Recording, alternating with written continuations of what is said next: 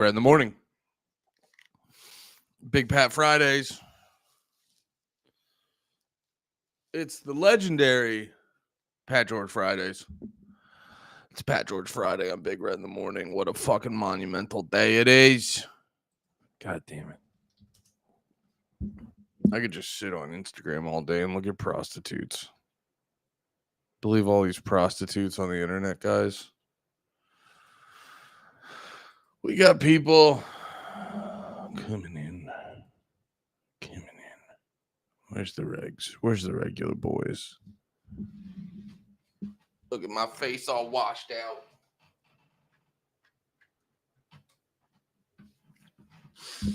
There he is. Numero uno, Dumbeezy. Dumbeezy in the cut. In the cut. The link has been sent to Patrick. I was trying to start earlier today, but had some things to attend to. But what are you gonna do? What are you gonna do? What are you gonna do when the AIDS overcomes you? Oh boy. Hey, runaway Slav crushing milk. We got a milk boy. We got a milk boy all on his own. Dunbar, you had a tweet that was making me laugh. I think I liked it. It was something about the Eagles. Which, oh my God, was that bad?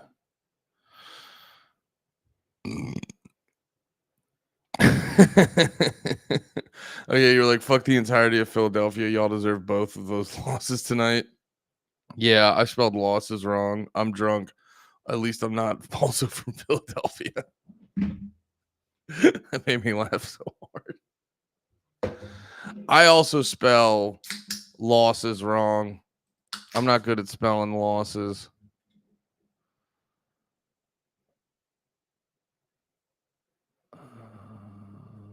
Bing, bang, boom.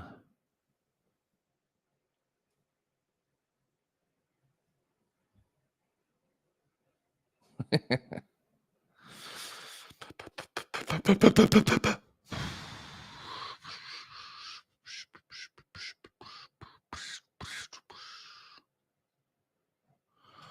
missed a parlay by 2 Saquon yards and was upset last night. That sucks ass. What the fuck not? Shut up, Slav. Slav, shut the fuck up. Dude, Dave Smith and Nick Fuentes need to do more podcasts. I get views. Dude, it's kind of funny. Like, I remember when I was like doing a lot of hip hop content back in the day. When I was doing like mad hip hop content back in the day, it would be like, and I try to talk about everything. Give everything like a good, just not have like one specific thing. So it doesn't look like I'm like, you guys know me. I like to talk about the shit I like, but the shit I like isn't always the fucking trending thing to talk about. And luckily I'm also into bigger shit that's trending. But either way, when I would do the hip hop commentary, it would be like, it'd be cooking, it'd be good, it'd be fine. And then when I would hit Lil Wayne. Lil Wayne was always the dude who popped out, who like was noticeable to me. It would be like the numbers would be so much different. And I see it now whenever I talk about music on here. I know like Dance Gavin Dance will go fucking crazy on YouTube and shit like that. And it was kind of funny, like seeing these like coordinated strikes against people like Dave Smith or Nick Fuentes, or like, oh, by the way, I'm super pro now. Seeing that it'll help me get views, I'm super pro Nick Fuentes. He's a very smart, reasonable man. Now that I know talking about Fuentes will get me lots of views, I've now realized how very, very intelligent he is. Hey, we got Pat in the mix, but yeah, It is kind of funny. Like, I'm just trying to. The internet does not encourage you to like do your own thing. It encourages you to talk about the fucking popular shit. Do you like the Tampa Bay Lightning, Pat, by any chance? Who? What? Exactly. Was there a controversy with them recently? Is that a movie or something? Yeah, They it's Quentin Tarantino's 13th movie. they lost a preseason game to the Florida Panthers and beat the shit out of them. Basically, they had like a record for not a record, but like 35 minutes of penalty minutes or something like that. Like so, Oh, just like a unusually large amount of penalty time. yeah, and that was just recently, but I don't think there was any other like controversy or anything with them. But I they were was just, I was like randomly on the internet in some place and they were saying like there were some people in the comments being like Tampa Bay Lightning at it again. And I was like, what's going on? they actually spent which I do appreciate because it's something that's not as prevalent in hockey, but they actually like picked up a more physical enforcer kind of player and like just recent, like right off the waiver wire. Like I think he flew into Tampa like Tuesday or something like that. Oh, So really? like, yeah, like he was a guy that like his first shift in the NHL. He's a rookie. His first shift. He's a 25-year-old NHL rookie, and his first shift, he's just fucking as soon as they dropped the puck, he beat the shit out of the guy. Nice.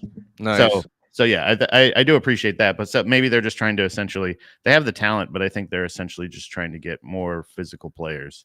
Yesterday, every single team that I wanted to win didn't. In like in an embarrassing way.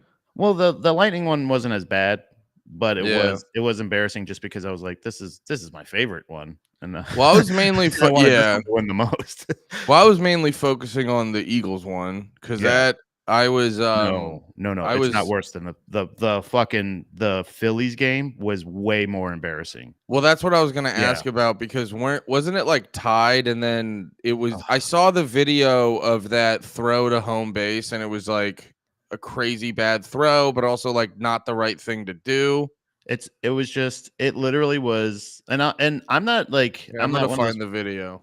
I'm not one of those people that's like fucking fires ass, blah blah blah. It was unprofessional. That's what you get paid. But like legitimately, it was a brain fart at the worst possible most important fucking time. Yeah, because like literally he fumbled it a little bit, but then got it, and then was looking at the catcher, and the catcher was pointing at first base, like throw it to him, because then you would have gotten the out, and then it would have been the 12th inning. It was in extra innings, so. Oh, here I got it That right here. sucks. I mean, it's just a thing where you're like, what the fuck, man? So wait, where are they at this point? What point in the game is this? This is the 11th inning, and because they went into overtime, it was tied 1-1. So like this sudden death essentially. Sorry. So they essentially all he has to do was just get one more out. They're at 2 outs, but the bases are loaded. Lots of pressure, tons of pressure, and he does exactly what he's supposed to do up until he gets his hand back on the ball. Like he fucking throws the right pitch, he hits it right back at him, boom, catches it. He's got it. He's like fumbling a little bit, and then because they have 2 outs, right? Yes, yeah. This would send them back into the top of the 12th, and okay, so they can just throw it anywhere. You can end the fucking inning. Yeah, and he fumbles the ball. Oh, he drops the ball. Yeah, he drops it. Like just fumbles it a little bit, and it's like, oh, I guess I got to throw it to the guy that's close to me. But he's pointing at first, saying, no, him. You still got plenty of time, brother. Don't worry. Like and he's letting him know, like that guy's ready. I'm standing here like this. Don't throw it to me. I have my non-gloved hand available. Ooh. Oh, and that guy, dude. Oh, yeah, you don't. He wouldn't have made it. He would have done fine. That's crazy too, because I think he has the ball. He's basically about to get control of the ball if he doesn't have it already. This guy's so close. That guy, not even. Yeah, it's one of those things where, like, yeah, in retrospect, yeah, but it's literally what happened to him real time. It was the worst possible time to freeze up. That was I wouldn't even say it's a choke. It's just literally, it was a like if he would have happened, the guy would have gotten a base run, wouldn't have been whatever. But it's one of those things that it's totally avoidable. That's why I never got into sports. Is like legitimately, because we joke about it, finding out like, I'm stocky and I could have been like a good lineman and whatever. Yeah. I remember as a little kid, it's like the famous video of the simple ground ball that goes through the first baseman's legs and it like ruins the World Series. I forget exactly, but it's Bill like Buckner. it's like a famous baseball clip. Yeah. I remember seeing that like as a little kid. I don't know if it was a documentary or whatever, but they were like, and then that happened. And then that guy basically, the documentary's like, so that guy spent the rest of his life on the verge of suicide. The whole city hated him and he could never get it up after that. And I was like, I remember being a little kid like, well, I don't want that to potentially happen to me. Well, the thing that frustrates me is the fact that like there's certain things where like you can't say what you would do or you wouldn't do in that situation. You know what I mean? Like in a situation like that, yes, he's a professional athlete and like everybody's going to be like, this is what you get paid for. You get paid to play a game. You get paid to throw, but like all that shit. And it's like, yeah, which is technically true, but you don't know what you're going to fucking do. But it's like, it's legitimately what's the other thing? Who's that guy fucking with the Cubs? I can't remember the fan. It's the same thing like you're talking about. There's a fan with the like the nerdy looking guy in the sweater. Yeah, that he which, that one always irked me because whenever they do that, they're like, you ruined the game, and you're like, sure. Let's ignore all the plays that made this a close game, but this guy ruined the game. but his specific thing was like it again. I think it was just another one of those what's it called? Like even just a brain fart. Like I don't even know, lapse of judgment, whatever it is. I don't know. There's a ball coming at you. He reached out for it. It could have been an out if he was a dedicated. And then that's the thing is people always question your fandom. There's always like this thing where you're like, you should have known, or you cost us the game, or you did whatever. It's like I don't know, man. Like you can blame that one play on that pitcher on Kirkering, or you could say, hey man, if we had more points, if we had scored more runs, then we wouldn't have been in the extra inning. What I mean? Like it's avoidable. It's all avoidable shit, but it's just one of those things where you're like, that's just the worst time to do that. I don't want you to. I don't want your life to be ruined. It's both things. That dude is a bonehead and fucked up, but also, you guys made it to the 11th inning and didn't score a second run. Right. Or wait, yeah. Or was it even? What was his final score? Was it 1-0? Yeah. Because it was. Exactly. Yeah, exactly. You guys made it to the 11th inning and didn't score a fucking run. So it's avoidable, but like the thing that bugged me about the Eagles loss was I'm not even like the sport I care about. I just figured this out. I don't really give a shit about most sports. I'll watch them or I'll be a fan of them. I like them, but when like baseball doesn't make me cry. Yeah. Football hasn't made me cry, but hockey makes me cry. But when I'm watching football, I used to be a Jets fan. Can you imagine what that feels like? Because anytime the other team starts like kicking the shit out of you and celebrating, and it's just their night and it's just not your night, I'm a glutton for punishment because I'm a fan and because I feel dedicated. I'll watch the whole game. Yeah. But that was such a hard game to watch because I'm just like, there's nothing about this that I'm enjoying. I don't like the Giants. I don't feel happy for them. I'm not like, it's not a thing where I'm like, well, it's a whatever. It's regular season. I don't give a shit. None of it. I just don't want to see the other team happy at my team's expense. Yeah. That's the thing where I'm like, what the fuck? For me, I mean, ultimately, I am becoming much more of a sports fan, but I will not allow myself to get to that type of emotional point. But from a pure, just watching guys who are good at stuff. Yeah. And like watching, it's like I watched I was out doing shit, but I was watching some clips while the game was happening. I go, you didn't just lose to the Giants. Yeah. The Giants looked good. The Giants look like they wiped the fucking floor with you, and that's crazy. That's the thing that I don't like. Yeah, that's the part that hurts. Yeah, where you're like, no, you didn't just lose. They didn't have like a lucky game. No, you guys. Like I saw some dude post a clip where it was like it was belt to ass on the Eagles, and I go, you guys fucking earned that because it was like on, I don't know, it felt on par, not as bad as the Eagles beating the Chiefs in the Super Bowl, but if that was a 10, this felt like a fucking 7 comparatively of them whooping ass. It was like, because like, dude, it was funny. I was doing shit. And every time like 3 times last night, I checked my phone and I go, another touchdown. Yeah. I was like, how are they doing it that quickly? It was just, it was a thing where you're like, I think, when they lost to Denver, I didn't get to watch that game, but I was like, man, they're up too early, too fast. This is not going to be good, because either you're going to get comfortable and you're going to think, it's just the Broncos, and then it just sucks that like, when Eagles Denver was 21-17, so it wasn't as crazy. This one was like 17-34. Well, that's the thing that's been terrible for a while. The 17 through it's the end score always, like I learned this from hockey. The end score usually doesn't reflect fully what the game was sometimes. So like a 34-17 loss was a long drawn out fucking whooping. You know what I mean? Like, it just, we failed on all, like the team, like the people that I wanted to win the most failed on every level, unfortunately. Yeah, that was making, that was very apparent. Yeah. Like there was a point where they were out of timeouts right before the half. They had the ball, they got it, and they were, first of all, lining up real quick. They had a lapse of judgment and were like, oh shit, we're out of timeouts. And then they go, we got to spike the ball. But it was 4th down. You couldn't have spiked the ball anyway.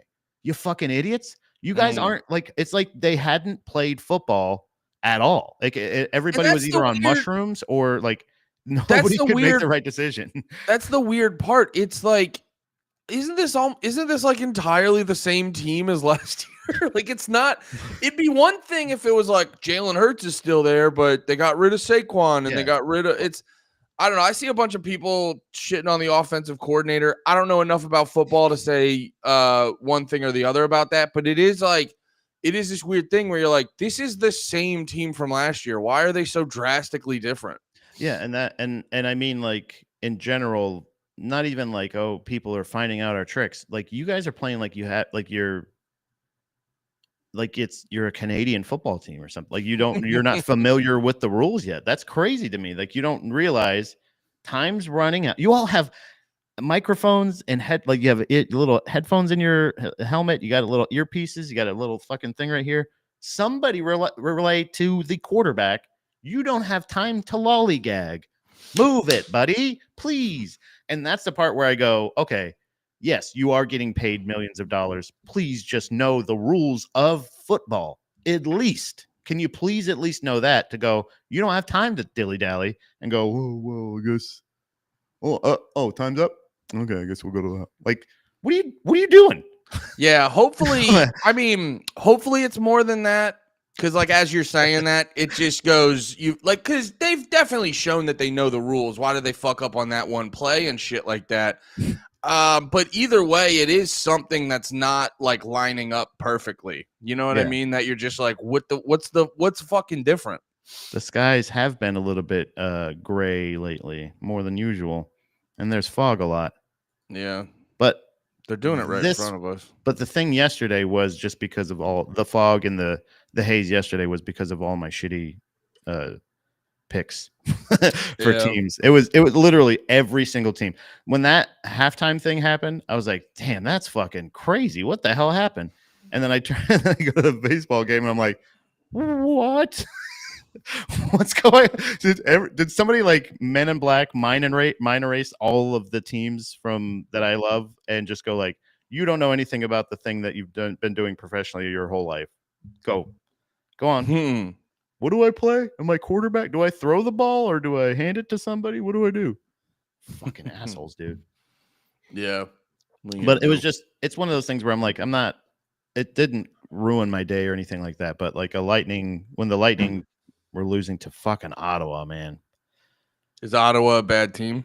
Not necessarily. It's like this is the first game of the season, so it's like I don't know yet. Last year, yeah, they kind of weren't great, but like they've been pulling around. It's one of those things that just like in the NFL, it's sick. It's like after there's like franchises, there's like teams that, like you said, the Eagles are basically the same team that they were last year, but like that means you should be more consistent. But you should be more comfortable.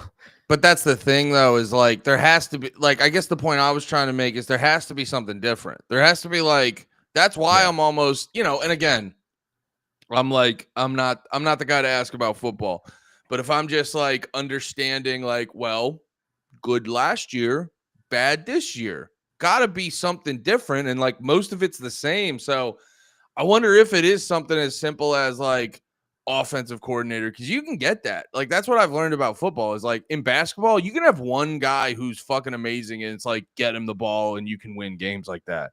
In football, you can have like a weak link can completely fuck everything up. It's really strange that like in general that's what it can do because it's with any team in general in any sport. I don't know, again, like I don't know a ton about baseball or football necessarily, but I would assume it kind of translates of like unless you are a undeniable prospect phenom like rookie that can like is just gets it. Like and that's very few and far between. You're you gotta have a little bit of some older players with experience. You gotta have the younger players that are excited about this, not so jaded anymore. You gotta have, like people with better recovery. You gotta make sure everybody's doing recovery, everybody's taking care of themselves outside, nobody's fucking around. You're drinking. It's like anything, like there's so many moving parts that it's like it doesn't matter necessarily. A lot of times, like you said, it doesn't matter a lot. Like in hockey, if like you can get you're basically gonna waste the potential of a great player at another team just because they're like, well, we're rebuilding. That's what's happened with Sidney Crosby this year. Is like the Pittsburgh Penguins stink. Isn't he like one of the best hockey players? Yeah, and he's near the end of his career. He's probably, I think he's like a year too older or younger than me. So he's like almost 40 something. And like, oh, okay. And I'm assuming you wrap it up in hockey in like your mid 30s, like most sports. Yeah, he's been playing since he was 18 years old. So like he's kind of like the LeBron. Yeah, he's like the Joe Flacco, just still holding on. And like, but he's still great. But he's a great person on a team of like, newbies or like shitties. You got to have the better balance. You just have to have equal, goaltending, coaching, blah blah blah. But no, it's like with football, there's so many, like you were saying, there's so many moving pieces. Like you have Saquon Barkley, who's the fucking man, but if they can't, the line can't make those holes for him. It's there's so many things going on. And also, I don't love it necessarily when a team plays against or a player plays against the team that they used to, and they make such a big deal out of it. They did it last year because the Giants were the ones that traded Saquon or let Saquon go essentially to the Eagles, and so like it just felt like the whole time like they're like, yeah, see, we don't need him. See, we stopped him. We did but you already lost. I think you lost to him last year, and that was the one that counted. That was the one right after. It's just they hold grudges and stuff because I know I do. Fans in general are fucking fickle. Autistic. Well, it also too goes back to like like we were saying when you see one, like that clip we just watched of that one guy messing up, that is some like bonehead shit, but also like there was a whole rest of your team that no one on that team could score more than like one or two runs or whatever it was. And it's the same thing too, where it's like, oh, Eagles are the fucking worst. It's like, yeah, they had to get all those amazing seasons out of the way. Maybe you get one bet. There's a million ways to look at it. I think of it almost like with like a lot of times, especially like hockey or anything like that. Like I had a wonderful 3-year period where my team was like one of, if not the greatest. Oh, well, 2 times where they actually were winning the championship 2 years in a row. Yeah. But going 3 years in a row, I would equate it as like think about it like this. This team has played the most games out of any other team 3 years in a row. So like because they play the whole regular season Never and thought then about it that way. they play the whole off season. Also, hockey has the shortest off season, so like it's a lot less time Oh, to do they? recover. Yeah. How So many like games do they play in a regular season? 82. Oh, okay. Yeah. So and like baseball is I think twice that. I think they're like 160 something or something like that. 165, 164. But like it's baseball. They play 2 games in a day. You know, like they don't. There's nothing. Yeah. But with This is hockey, it's full contact. What?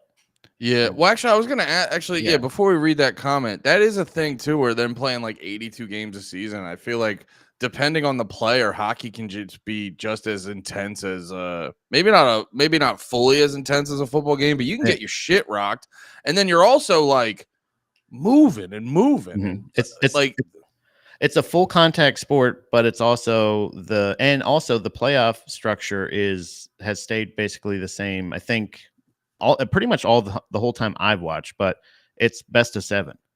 There's there's like a wild card team can make it in, but it's not like, okay, wild card, we'll have wild card weekend and we'll have best of 3 or best of 1 or whatever the fuck it is. Like, no.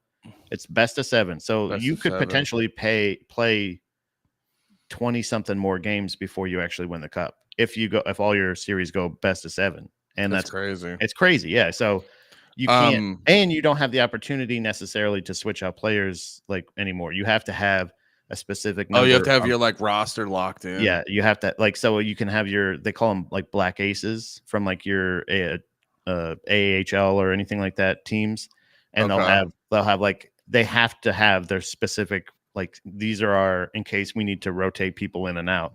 This is your roster for the playoffs. So okay. Oh, but no, I wanted to read this comment where he goes, Giants lose to the Saints but destroy the Eagles is fucking hilarious. I am very curious how the Giants do the rest of the season, because it will be funny if they just keep losing and it's like, oh, did you guys just get together and they were like right before they came out, they were like, all right, on 3, fuck Saquon. Yeah. Well, that's what I mean. Yeah. Like, even a shitty team can like have this power and they can just be like the Eagles lost to the Broncos. Yeah, I mean that's also I've seen that happen too, where like a team, they're like way out. It's the last game or 2 of the season. They're not getting into the playoffs, but they know if they win, this team that they're playing that they hate is not getting into the playoffs. So they're just like, let's show the fuck up because fuck them. Yeah, and I do think that, or even I always think of it. So like after the first year, the Lightning win the Stanley Cup, then the beginning of the next season, then everybody the theme is, then the thing they always talk about is like, well, there's a target painted on your back, and now you're considered the number 1 team in the league, so everybody's going to play their hardest against you because they want to make a point against you. So if everybody's counting, it's like an underdog. It's literally like fighting or anything like that, where like if you're the underdog in the fight, that sometimes can motivate you even more to be like, fuck you. Why do you think I'm going to lose? Who the fuck said that? And then you just go like, we can beat them. We're another professional franchise. Why wouldn't we be able to beat them?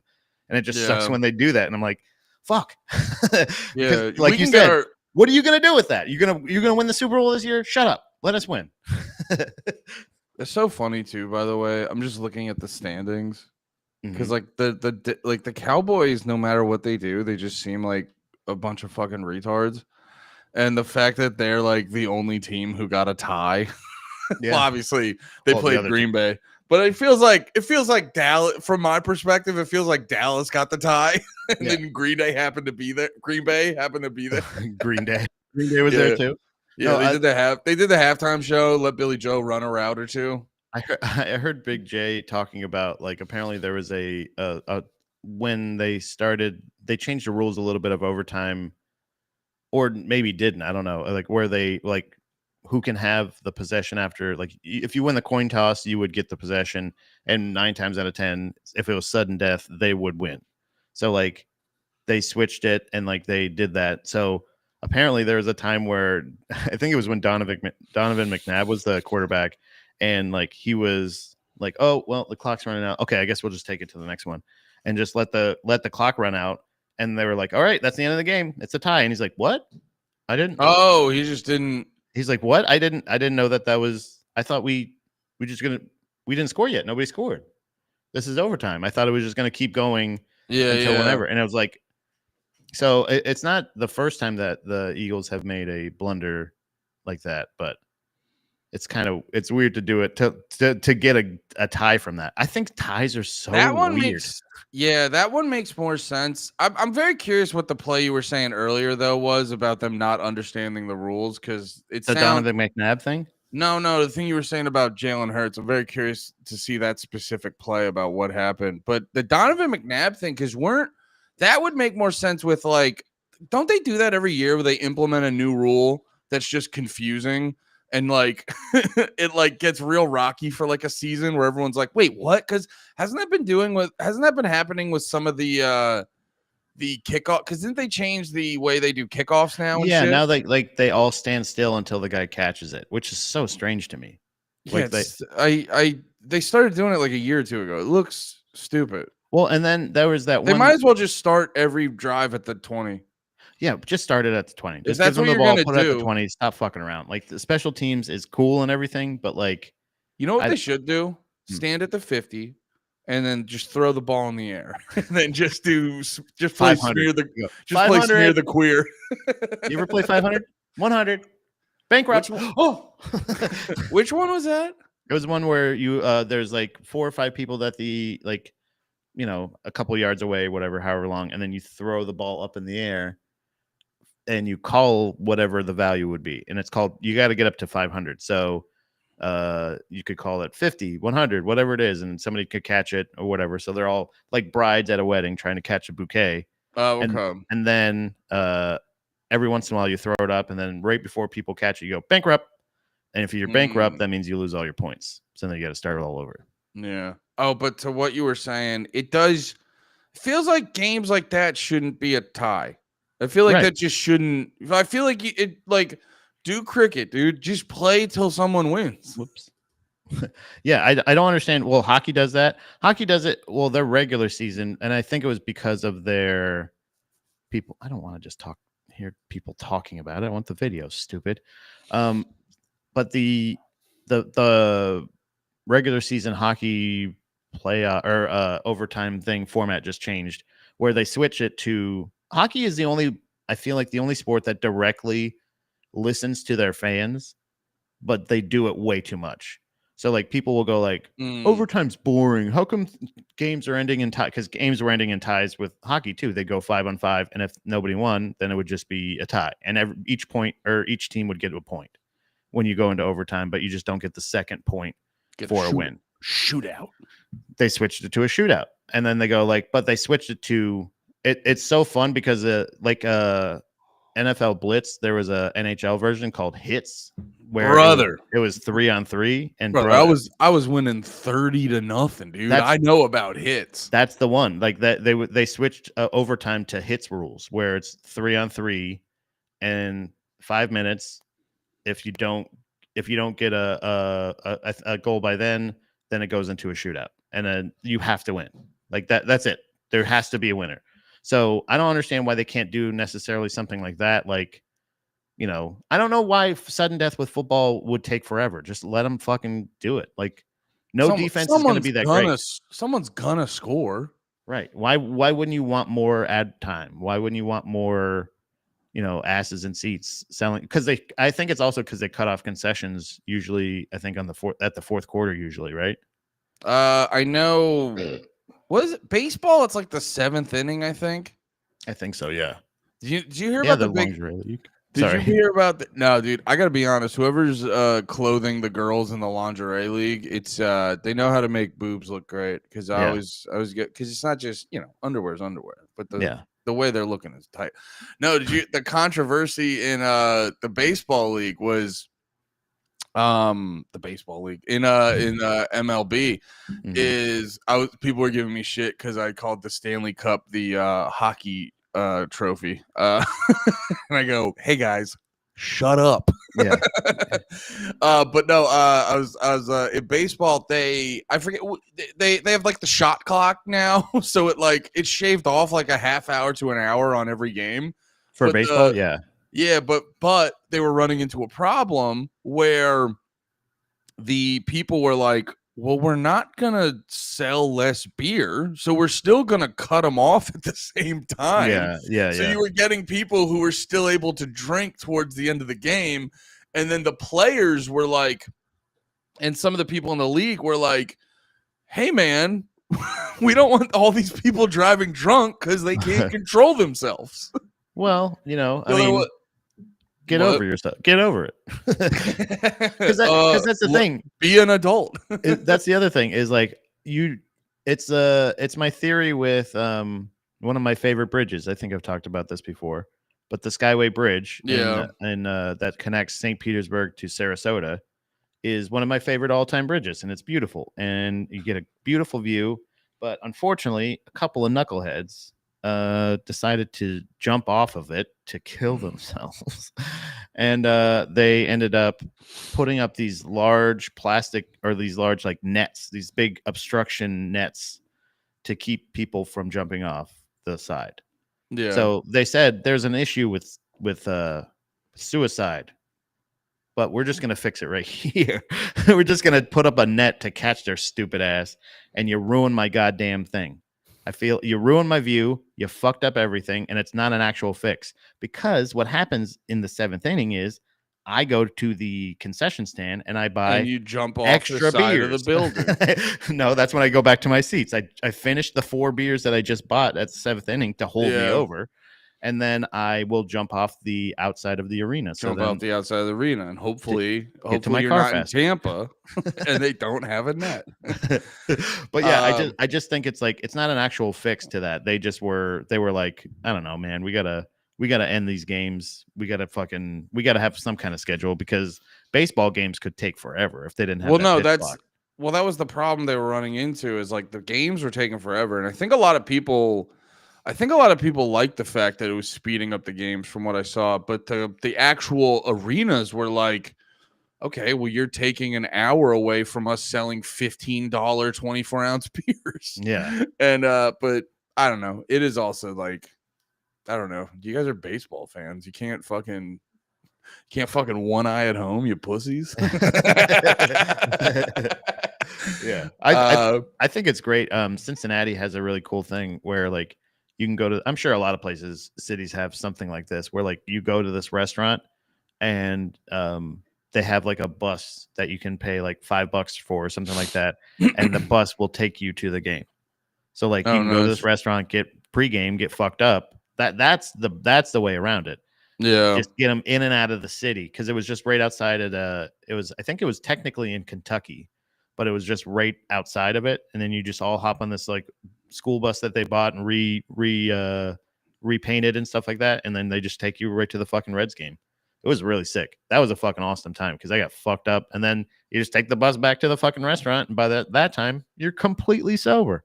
Mm-hmm. Now you're at a restaurant. And now you're at a restaurant, and now they're like, "Hey, we still got beer here. Do you like beer?" And you're like, "Yeah."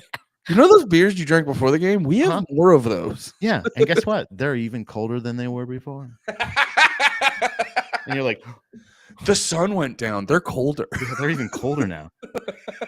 And also, now you don't have anything to do. Before, you had to get rushed to that game. Now you got plenty of time. That's so fucking funny. Yeah. I love how they sneakily enable you. They go, it's the 7th inning stretch. Better pack up. How many you want? 4? 5? You want 5? That's my favorite move. That's when I black out at weddings. Yeah. Open bar, and you're like, I'll take 17. Like, when the bar's closing down, you're like, can I have 4 beers instead of my regular 2 I've been grabbing all night? You know how I've been coming up here and just getting 2 for me and my wife, right? Anyway, could you give me 17 of those? My favorite at a wedding is like, we don't do shots. You're like, cool. Can I get a shot amount of liquor in a glass that I'll drink real quick? Yeah. Can you just pour about that? Put ice. Put some ice in it. I'll drink the cold liquor real quick. Yeah. On the rocks. Can you make me a scotch on the rocks? Hold the rocks and put it in a tiny glass. Yeah. Actually, it's a scotch for a baby, so I'm gonna need a tiny glass. Yeah, I need a sippy. Hell yeah, dude. Great sports talk. It's fun being a sports radio host right now. I'll tell you. I mean, I can go deep with hockey and MMA, but guys' butts. Football, I really guys' butts too. Sorry, guys' butts. That's what you get deep in. This cat's being really mean, and I'm gonna punch him right in the head. What's he doing? He's just attacking my pencil and my hand. Did you hear that? I'm farting. Your chair squeaked. I heard it. Squeaky chair. What do you want to talk about, guys? It's Pat George Friday. Hi guys. It's a very special day. Pat in the morning, Big Pat in the morning. Pat George Fridays. We illustrious guest, Pat George. We got him. We got him booked. We got him. I think I don't know, man. We could talk about the music that we've been listening to. We could talk about the movies we've been watching. Actually, let's talk about movies because I got a lot of opinions on this beautiful month of Quintober. Quentin Tarantino. I forgot what it was called. Yeah, guys. Happy Quentin Tarantino to everybody. I hope you guys are celebrating safely. Happy Quentin Tarantino. Happy PGIF. Happy PGIF on Pat God, it's Friday. Oh, Pat God, it's Friday. Pat God, it's Friday. PGIF fucking rules, I'll tell you what. Dude. I'll tell you what, Pat God. Goddamn, I go to work every week. I make a hard-earned living, and I see Friday roll around. I go PGIF. Pat God, it's Friday. Pat God, I tell you, I'm not only a fan of. I didn't realize, by the way, the accidental switch from us watching a pure Nazi movie to a pure Nazi killing movie. Yeah, I honestly did not see that connection. I don't think. I don't unless I'm forgetting from last week, but I just that connection was like, oh shit! I just realized we watched a uncomfortable Nazi essentially documentary feeling. Because anytime a movie's in black and white, it makes me feel like I'm learning something, and I don't like it. No, it's I don't know if it was a documentary, but it definitely emotionally got it in. Because remember we were saying it too felt. It did really feel like. What if a British guy who knew some stuff about American culture made the movie about it? Because there was always the little things of like, oh yeah, those Nazis live in the suburbs and play basketball all the time. Yeah, but we did hit a hard 180 because this. So I had a big realization, and it made me actually watching this movie. I had a big realization about Quentin Tarantino and some of his movies, where.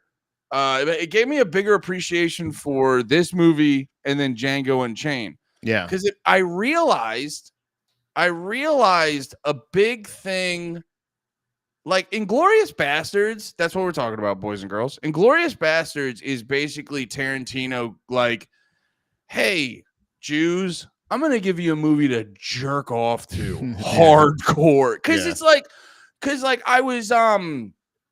I was going through it because I was making myself laugh, and I was looking up articles being like, is Inglorious Basterds historically accurate? Turns out Hitler didn't get shot like that. That part I didn't know.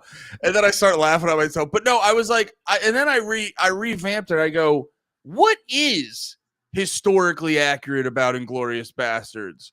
And it was like, well, there were definitely Germans.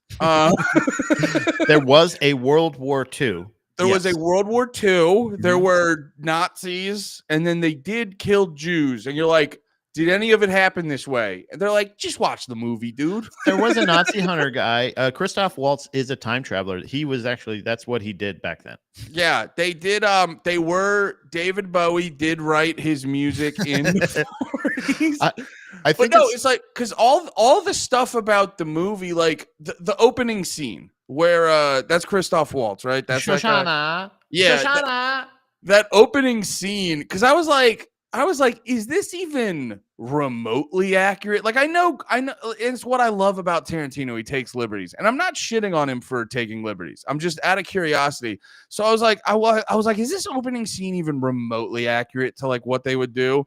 And it's like there was like a World War II historian. They're like, brother, they'd be in and out in less than 5 minutes. He wouldn't sit there. He wouldn't sit there and do like a whole. They'd like walk in. They'd go, "Where's the Jews?" And then they'd put a gun to the guy's head, and he'd be like, "They're all in the basement." They'd be like, "Cool."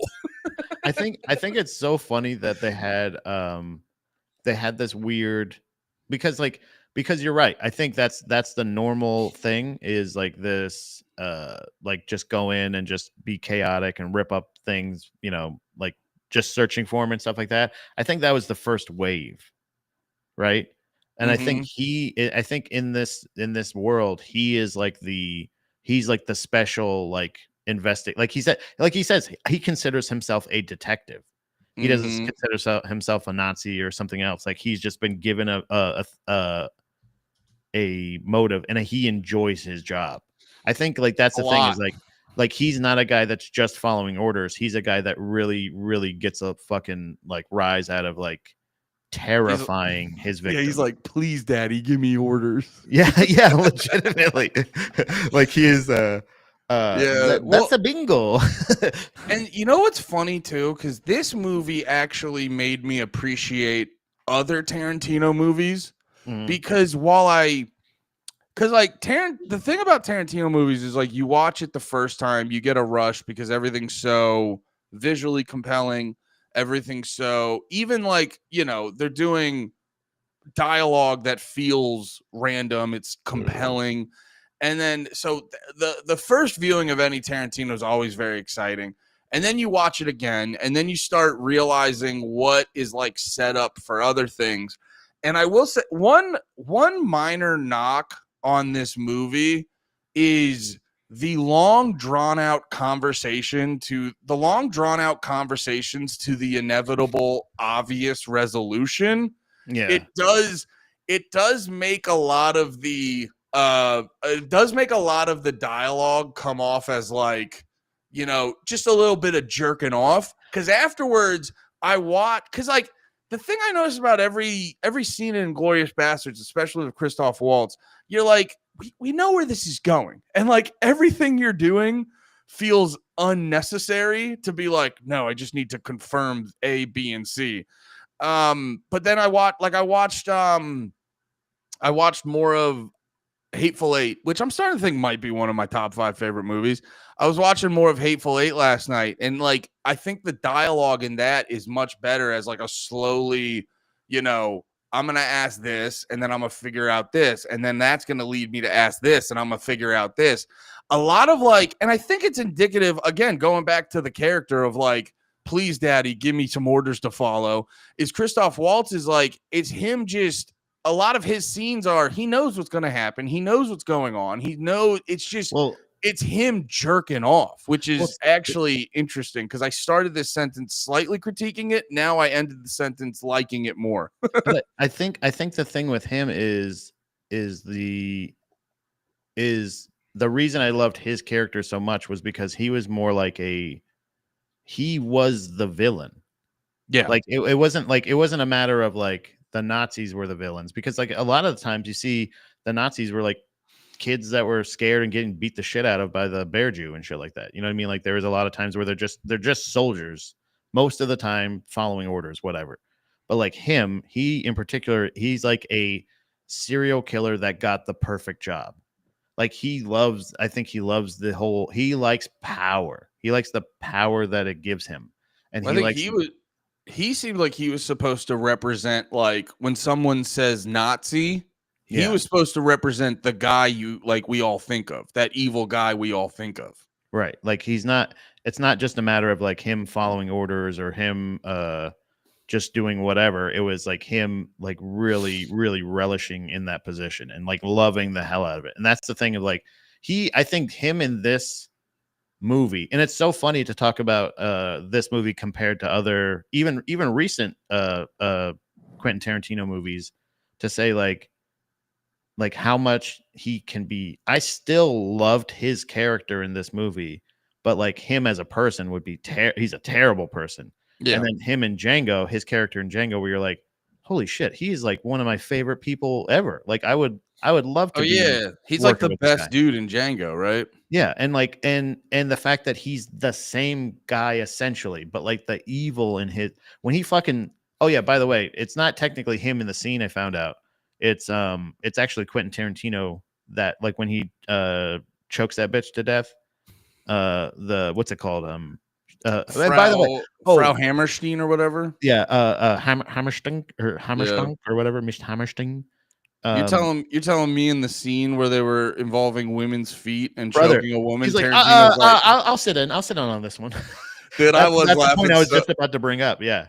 Yeah, I was laughing so hard there. I'm like, Tarantino cannot help himself. He needs to get the tootsies in there. He also it's also about him.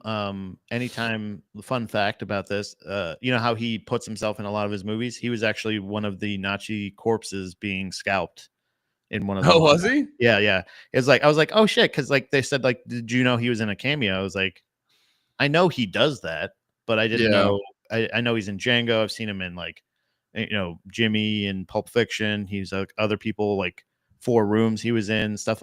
He's in all of his stuff. And I was like, yeah, he put himself in Reservoir Dogs. That was another thing I was watching because after I finally finished this movie last night, and then I was like, I kind of want to watch more Tarantino now. So I was like, I'm gonna watch Hateful Eight, and then I was like, you always watch Hateful Eight, and then I go, let me pull up Reservoir Dogs, and I love Reservoir Dogs, but the first fucking scene is Tarantino like, so here's the thing about a movie, and I'm like, God damn it, dude.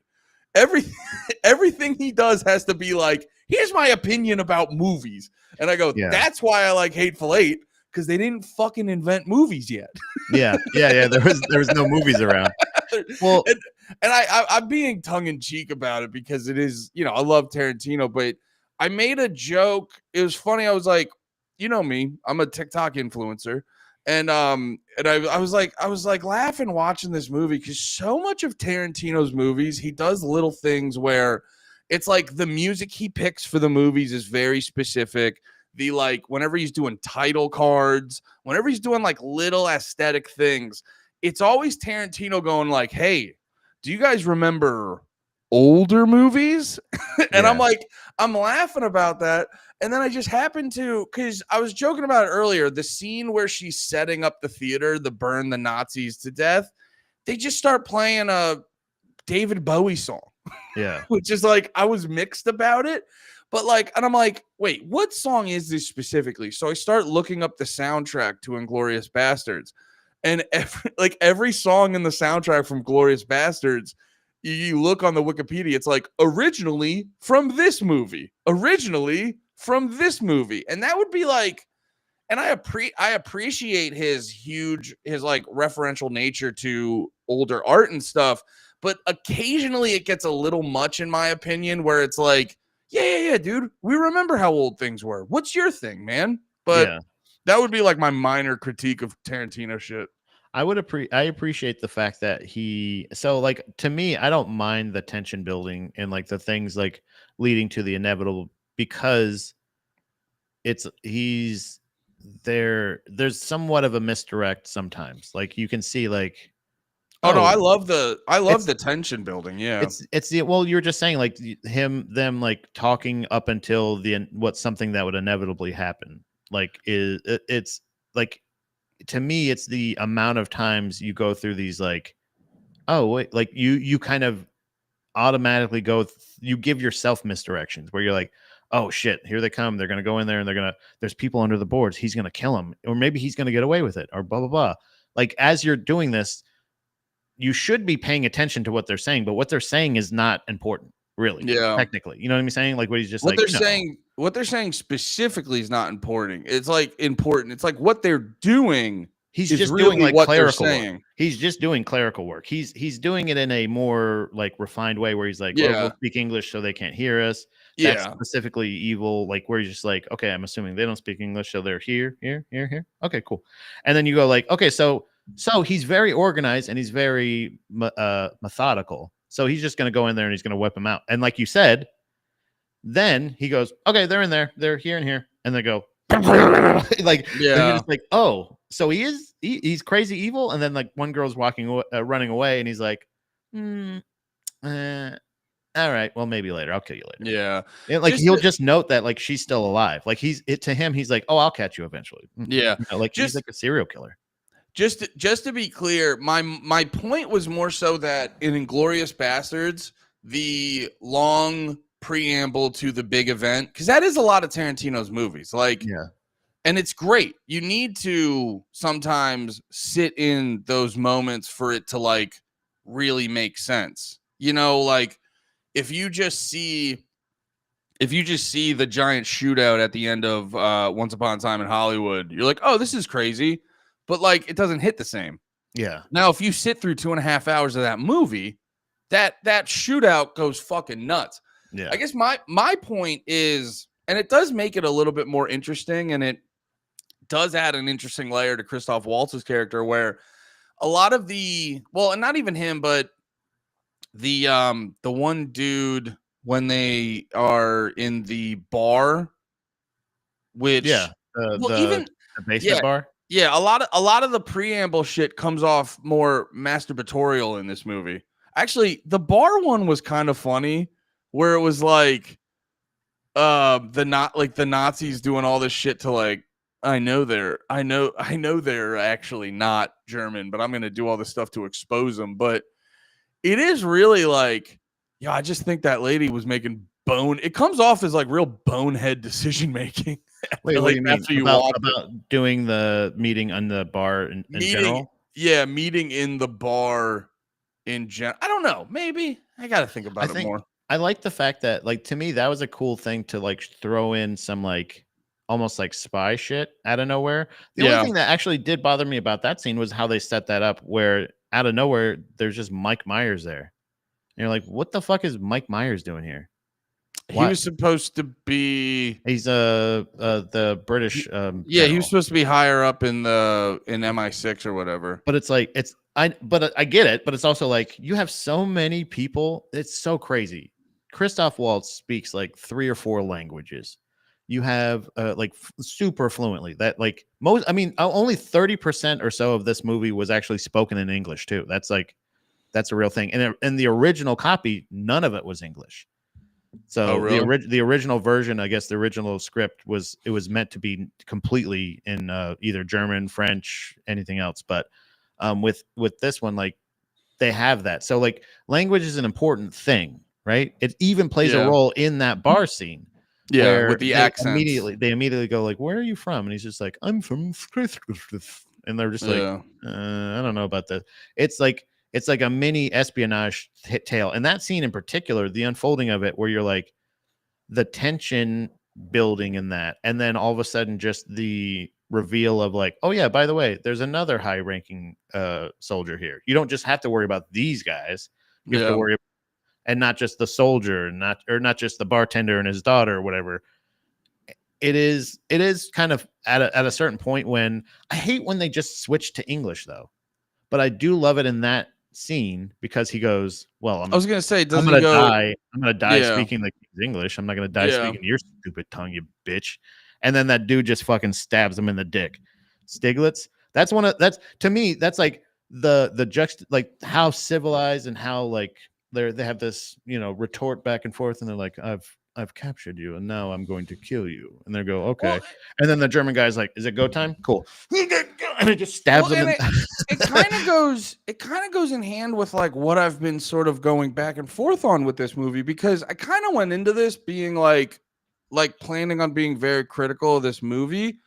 But now the more I'm actually talking about it, it's like the shit makes more sense of why he did it that way. Because like you were saying, it's almost representative of what war is, where you try to like add all this fanfare and, oh, we have treaties and, you give everything the assault on blah, blah, blah. You have all this like beautiful fanfare around what you're doing. But at the end of the day, it's like, it was Americans rolling in, stabbing Germans in the dick. Like that's, so it's like, it again, it's like it's like the beauty of Tarantino. You have 20 minutes, or maybe not that long, scene to scene, but you'll have like 10 minutes of something that you're like, why is this happening? And it seems irrelevant. And then when you finally hit the climax of the scene, that is the real point. You're like, oh, this wasn't going to hit like this unless you did all that shit that seemed irrelevant, which is but isn't.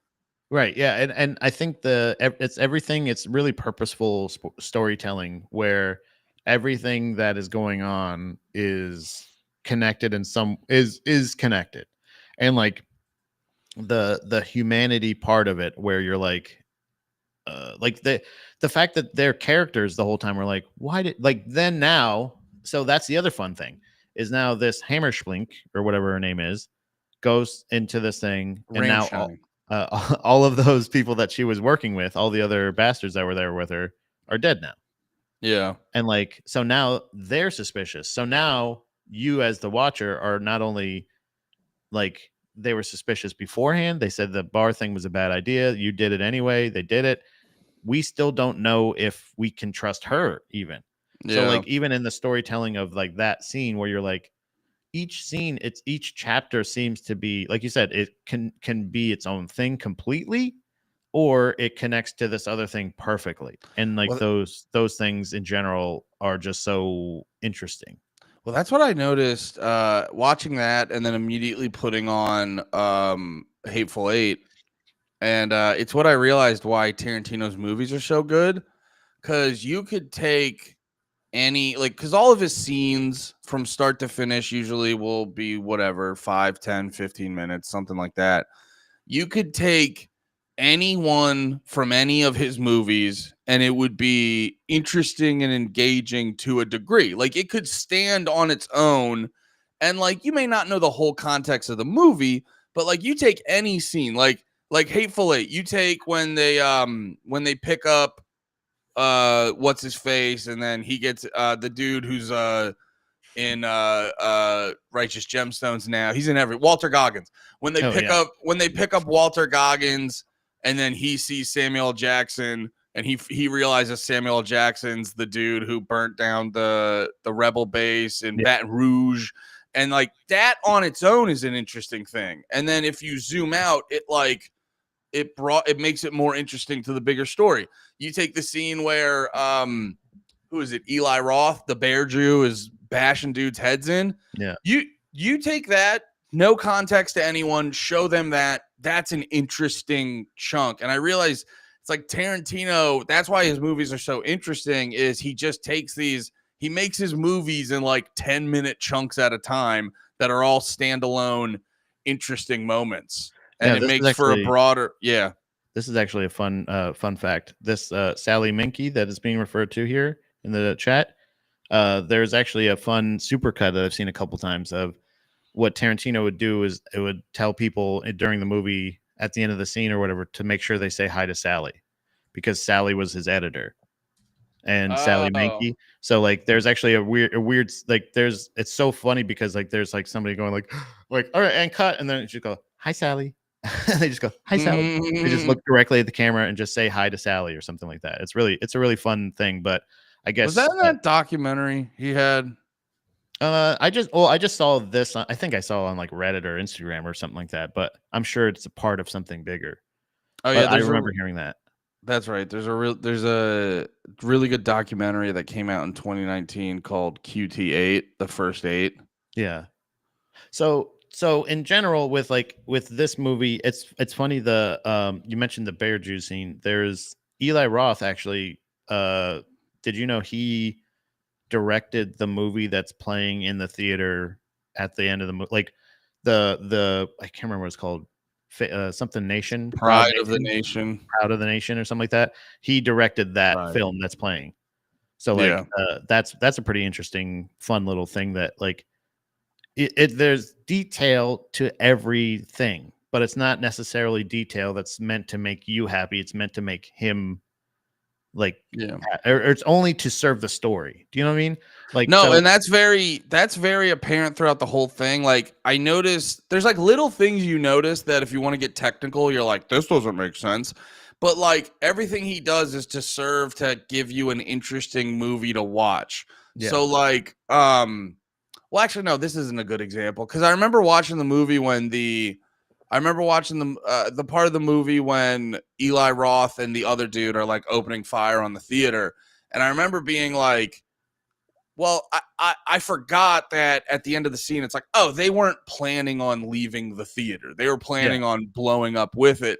But even then, like, the flames are getting so big, they would, after a certain point, probably be like, ah, fuck. But no, they're just fucking rot. But it's like, that wouldn't look cool.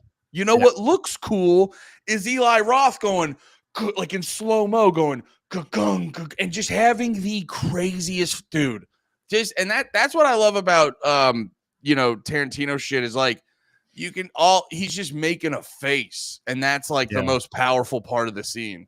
Yeah, I think the way that this story is laid out is almost like they're not telling the story of World War II. They're telling the story of how World War II was ended in this fictional way. That's all it was. Like, it's the same idea of like, these are all real characters. Or not all of them, obviously. I don't know if there was actual that was a weird thing too. The casting. The original person that he had in mind to play Aldo Rain, Brad Pitt's character, was Sylvester Stallone. And I guess the other person, I can't remember the other ones. It was, hold on, I think it's actually here. But Tim Roth was apparently, Michael Fassbender originally. No, he's actually in it. He's the guy who he's the one that gets killed. But no, that was the other thing. What's his face? Arnold Schwarzenegger was supposed to play the role of Stiglitz originally. That's who he had in mind. Stiglitz? The guy who stabs the guy in the dick. The guy who's the German. Really? The German who defected. It was supposed to be Arnold Schwarzenegger as Stiglitz. That Bruce would be Willis. good. Oh, that's what it was. Donnie Donowitz, the Bear Jew, was supposed to be played by Bruce Willis. See, I think he went the right way, the way he did. No, I think he went the right way too, because this does. I was joking about it up top, but this does feel like, I got to imagine growing up Jewish, just the thought of being like, man, it would have been cool if we could get like. It's probably like one of the biggest, besides the Holocaust, one of the biggest bitches of the whole thing is like, damn, he got to kill himself like that. And it's like, so giving Jewish people this movie where you get to watch a Jewish character shoot Hitler in the face. Yeah. and so to then also, and how do I say this without sounding offensive? It's like, when you think of Jewish guy, you don't think of like big ass Arnold Schwarzenegger or whoever the fuck. So getting these dudes who are more indicative of, like, it was a bunch of Adam Friedlands and they got to fuck up Hitler.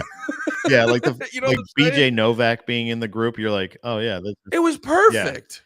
I think that was also intentional. Like, that was a thing of like him being like, these are the ragtag kind of guys. They're not the toughest, but they're definitely the most brutal in this scenario where they have a reputation. But with him, there was a weird thing that I saw that apparently the baseball bat that he was using, I don't know if this was a scene already or if it was just originally supposed to be this way, but his bat apparently had signatures from a bunch of Jewish friends of his from his neighborhood. And like, he was like that, but apparently there was also a signature that on there from Anne Frank on his bat. Oh, really? Yeah, that apparently, I think he got. I don't know how I didn't see how they actually explained how they were going to make that prevalent, or if that was going to be a thing. Makes like, sense. Did you help her? Did you free her from her house? And like, then she's like, thanks, here's my autograph. Like, or what was the layout? But that was a weird fact that I saw that I was like, in general, the movie it's super silly. And I did think it was funny that when I was looking up like fun facts or things about the movie and stuff, when I was researching it, the last one on the list of one of the 20, it was like a 20 crazy things that happened, whatever. It was saying that like, hold on, let me see if I can find it real quick. It was pretty quick to say like that's why I laughed when you said it. It says, it's been deemed historically inaccurate. I'm like, Yeah. yeah, Well, I I thought wanted so. I wanted to make more of a joke of that earlier Yeah. because I thought that was just like a funny idea to be like, so here's what's inaccurate about the movie. Yeah. And it's like not the ending. That actually did happen. Yeah. Oh yeah, that No, was but all real. And also Mike Myers was leading England in the charge. I don't know yeah, he why that was threw me out. leading. You hire this That's French funny. lady, Yeah. you What? hire a fucking guy who can speak fucking 4 languages, and then you have Mike Myers go, "Hey, what if I do my British accent?" And you're just I like, mean, he's been he's one of the most dude. He's literally a secret agent. He's Austin Powers. What are you talking about? that's what I'm saying. That What- like he's that's literally- only the funny he- thing. Like you could only make it funnier if you had him as Austin Powers in the movie. That's the only other way where you're like, what the fuck is Mike Myers doing here? Yeah, it's just Mike Myers being like, he's like, he's telling him if the Germans come out, he's like, make sure you behave, baby, or whatever he says. Yeah. Yeah, no, it is. You know what it is? That's almost like it's like how Mike Myers fucked himself by being so funny. Mhm. Is you're just like, no, you don't get to do like it's the dumb part of your brain where you're like, you do funny stuff, Mike. Yeah. It's like come out as fat bastard, maybe, but don't come out as maybe you can be gold member, but don't come out as an actual real life British person, you fucking weirdo. Well, you know what's funny too? I got reminded Inglorious Basterds was a big movie in changing the way I perceive stuff, like or how I sort of like take in movies in general, because you know it's the epitome of like people would like that didn't happen that way. You're like, yeah, the whole thing didn't happen this way, and it's like it then becomes a thing of like, okay, so we're dropping that. Like Inglorious Basterds is the epitome of like, don't worry about historical accuracy. Like I don't even think the guns were of the right year. I think I read something that like the gun he used or something, like one of the guns they were using at some point wasn't even of the right year. It's like, and then you start realizing like, okay, if Tarantino doesn't give a shit about that, what's he trying to do right now? And it's like you're like, let me go along. And it like taught me to be like, just go along for the ride. Yeah. And that's really how I usually love movies. If I'm going to like the movie, I love it the first time I watch it. It's after second, third, fourth, fifth viewings is when I start to become more critical. Cause like my first viewing is always like, what are they trying to do? Yeah. And then you get it. You try, I go, let me try to get into their head. And that's how, and I didn't realize it. Cause this is why I'm happy where, I mean, we're so lucky that we're doing this podcast during Quentin Tarantino. But it's like I'm realizing a lot of these Tarantino movies, I love them just because they were fucking cool and they say fucking crazy shit. And you know, Samuel Jackson is the fucking man and all this other stuff. And now I'm watching them now, realizing like I made the joke. I was like, this is like, hey, Jews, what if World War II ended a little more fun? Yeah. And stuff like that. And you're almost like I even thought about it. That's why I'm excited. We're probably going to watch Django. Like I'm excited for Django because I'm just like, hey, black people, you ever want to shoot a slave master? Brother, I thought about like how fucking cool of an idea to make a black bounty hunter that is rightfully justified legally going around shooting white people. Slave owners. It's a lot of times, like where it's just like one of those things of like, brother, you have no idea your potential. You could have, this is going to be the greatest. And then you add the love story to it and you're like, that's so, and then something as like as silly as like Samuel L. Jackson's character in that movie is so fucking hilarious. Like him like talking shit about another black guy, just being like, he's like, what are you talking about? He's like, like them just talking shit to each other. All of their interactions are hilarious. What's his face? Damn it. I just said his name, Christoph Waltz. His character in it. Monsieur Candy. The fact that he's like this like dipshit who thinks he's like so refined, but does my favorite part of that movie. I know we're talking about Inglorious Basterds, but one of my favorite parts when he's just like, what's his face? Christoph Waltz, you know, speaks. He's like, oh, Monsieur Candy, blah, blah, blah. And he speaks French to him, and he goes, oh yes, French. Like he's like toast him, and he goes like, and he goes French. Yeah.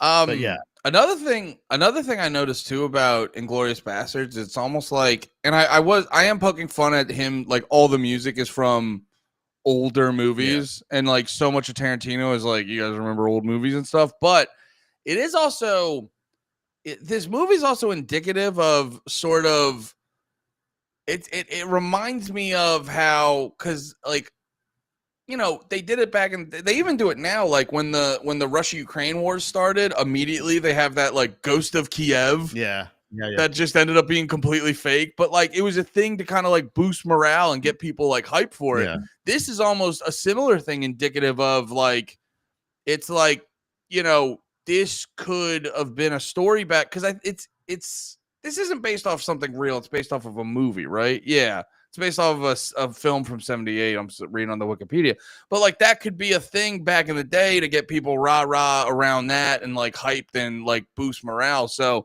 that's the fun thing. It's a fun thing about Tarantino, and I'm always I want to like read more and like watch more of his interviews, because I'm like, the thing that trips me up over movies and like books even and TV shows that are this good, I always go like, yo, how much of this did you like plan, and how much of it is just what happened? You know what I mean? Like, because you know, from working on things, like when we're shooting, like maybe stuff you wrote doesn't really work in real time, or adding stuff to it works or something like that. Like figuring out, like you're right to say like there's probably plenty of stuff that he had to get like perfect. But also a lot of the scenes, not all of the scenes are very big. There's a lot of them that they're just very tight. They're very close. And including that bar scene where he uses the camera angles to kind of show that size. Like, but I feel like the intimacy that he's able to create in a lot of the cases, like it's crazy to me. I'm sorry. I'm also reading this. I don't understand. Is this about Leo? I think he's saying Christoph Waltz. He said he'd only accepted the role if he could be written as a perfect gentleman. He broke his shoulder riding a horse, which is why he rode the carriage in the early scenes. Okay, I got you. So is he talking about? Are you talking about Christoph Waltz? I think Christoph Waltz and Django, because I was like, wait, Candy is technically supposed to be a gentleman as well, but I think maybe Christoph Waltz was like, because he was super, you know, delightful. He has a little horse Fritz and everything like that. But then that was Yonder Wizard. That's my bro. What's up, brother? How you doing? Yeah, man. It's there's so many, like, that's what I'm so fascinated about with a lot of this stuff. It's actually it's what keeps me from, it's what makes like actually sitting down writing hard for me. Like because I like the idea of like, brother, what if I wrote a goddamn movie? What if I wrote a goddamn book? And then when you start doing is that Carmelo or Stanley? I can't tell. Carmel, what's up, Carmel? That's like the thing that becomes like information overload for me, because I go like, there's so much happening, and I go like, how much of this is them thinking about it? How much is them just result from like, because like you got to imagine if you just know a bunch of shit about some shit and then you write a character based off that, it's what's cool about a well-written movie or a well-written book is like, I feel like you can write these characters, not have to like overthink every little detail and every little bit of like their personality. And just through dialogue and stuff, it like creates a character that you didn't even completely plan out. Yeah. That's what I find so interesting. I think that's what's because it's like, there's only so much you can fucking do and fucking game plan and fucking try to figure out before before finishing the movie. That it is like, I think it's this like, and it's the bigger thing of art in general, is it becomes this like, kind of, you plan it out and you're writing it and you're making it, but then after a certain point it kind of becomes its own thing. Like comic books, like the characters start like fleshing out their role a little bit more, figuring out more stuff about like how they want to play them, and each scene grows, and like somebody builds a set and it looks, you know, not how you envision it, but better. Like you're right. Like once everything's in play, everything starts to change and grow into what it actually is going to be. And that's where all, you know, all the beef with shitty comic book movies come from, because everyone because like, you know, you write, like, say you take something like Batman, he's just like a fucking detective in a weird suit in Detective Comics. But after enough issues, And then they're starting to make these fucking movies. Batman's not the best example because those movies weren't historically bad. But if you take a lot of the Marvel movies that they fucked up, you're just like, you have some of these characters, and it's just like, Their it's first time.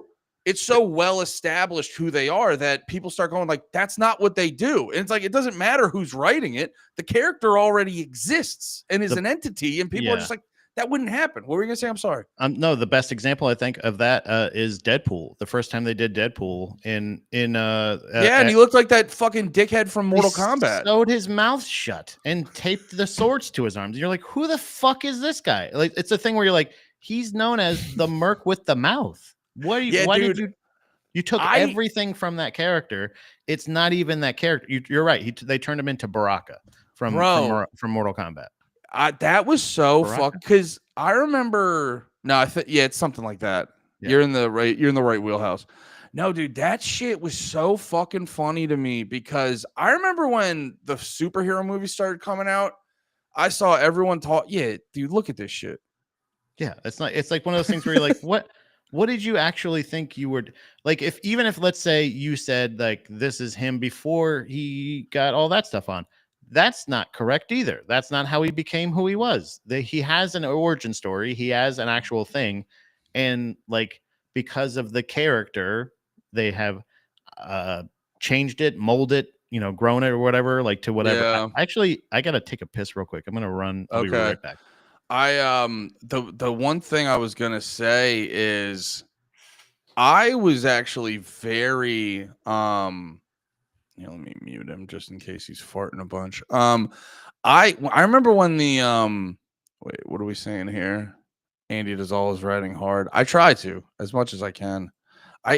You know what it is, dude? I think way too much. That's why I was laughing yesterday during stream. Someone was like, Andy's got nothing going on in his head. I go, brother, that's my problem. I got too much going on, and a lot of it ain't productive. A lot of it's getting in the way. But no, it's why I'm so locked in on fucking figuring out why I'm a big dumb idiot is because I just go like, I feel like I have cool shit in here that I could write like a cool fucking movie or a book or something like that. I just gotta do it. I just gotta I gotta get over that. I gotta get over. I gotta get over the fucking. I was trying to do a joke about it. It's like I got a judgmental Italian uncle who's just being like, "You think you're fucking special, dickhead?" It's literally it's so aggressive. It's so aggressive that but yeah, it's like I just feel because like all this stuff is so exciting and so interesting, and the idea of just like creating those characters and stuff like that. And it kind of goes back to the original the point I was making about Deadpool is like I remember I would shit on comic book fans a lot because I thought they were just being spoiled brats because I wasn't familiar with any of the comic book shit. I thought these comic book fans were just being fucking spoiled brats and shit like that. And I was like, brother, you read these comic books your whole life, and now all these studios are taking time to like make your childhood into movies. You should just be fucking grateful. And I was like, I thought they were spoiled little fucking brats. And then it's like you start realizing, like, no, it's not. It's the fucking South Park episode. It's not like they're like, hey, we're doing you this favor. Be happy with what we have. And it's like, no, it's like they're fucking, it's like they're taking your best gal and fucking giving her the business behind the barn. And it's like, what the, you know what I mean? Like, because these characters do become. It sounds corny and shit, but these characters do become like their own fucking thing. And then you watch the shit and then they represent more than just a fucking silly little guy on a page and shit like that. So when a studio I was telling them how I used to like roll my eyes at comic book fans. Yeah. And how I thought they were spoiled brats. And now that I'm actually like getting into these characters, I go, I completely understand. I go like, brother, if they make a Batman movie and fuck Batman up, it's fucking jihad, dude. Like all day. Yeah. You know what I'm saying? But yeah, I think maybe that's another thing too, because these characters already exist. Like you can with these characters that Quentin Tarantino made in like Inglorious Basterds compared to like a comic book movie or something like that. Like we all know that these are historically accurate characters. but what if I comic book them a little? You know what I mean? What if I retcon this a little bit and just do this thing where it's like you take a historical movie or a historical event and then you go like, but what if we made it fun like comic books? You know, and like, because that really actually might be the best way to describe what he does, what his like later his past couple movies. I don't know about Hateful Eight. Hateful Eight was just a remake, I believe, but because I think I think Hateful Eight was a movie.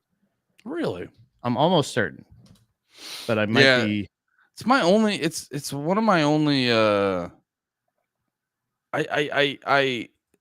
He's a little too self-referential to like cinema. Yeah.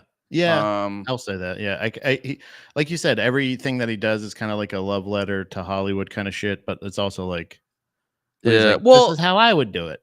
I noticed it. I started to notice it when I told you I got the I got the audiobook for Once Upon a Time in Hollywood because I was like, what the fuck's this about? Yeah. And I was listening to it, and it's literally like, oh, it's like minimal story, but it's mainly Tarantino trying to just tell you about Hollywood and stuff like that. Yeah. And then it's like I started noticing it way more. And it's like, I'm not trying to shit on him. His movies are fucking great. I can watch all of them over and over again. But sometimes it's like I talk about it in rap a lot of times. A lot of rappers will do this thing where it's like, dude, when I start rapping, it's going to be the fucking bee's knees. And you're like, well, the song's playing. Just do it right now. You know, it's this weird meta thing that gets like created where they're talking about doing the thing while in the middle of doing the thing. But yeah. But no, it's minor critiques at most because Tarantino has the ability to make everything look cool as fuck. Because that's the other part too, where, and it does, you know, it does kind of go what you were saying, where it's like it feels like a comic book. It almost feels like Tarantino is retroactively creating this like rah-rah war propaganda of like, here, you know, just some shit that's like so over the top of, you know, on par with like George Washington, you know, when he was a boy, he chopped down a cherry tree and he never told a lie and blah, blah, blah. And like all this like over the top. You're like, yeah, you're right. George probably never fucking lied. But, you know, he had his teeth were from slaves, but he never fibbed. But, and it's like that. I feel like it's supposed to be that indicative of how, and Tarantino represents it really well, where he has this like cheery shit. Like when they're busting out the German dude, the Basterds are busting out the German dude, and it's just the music's just like shum, shum, shum, and you hear like the fiddle and shit like that.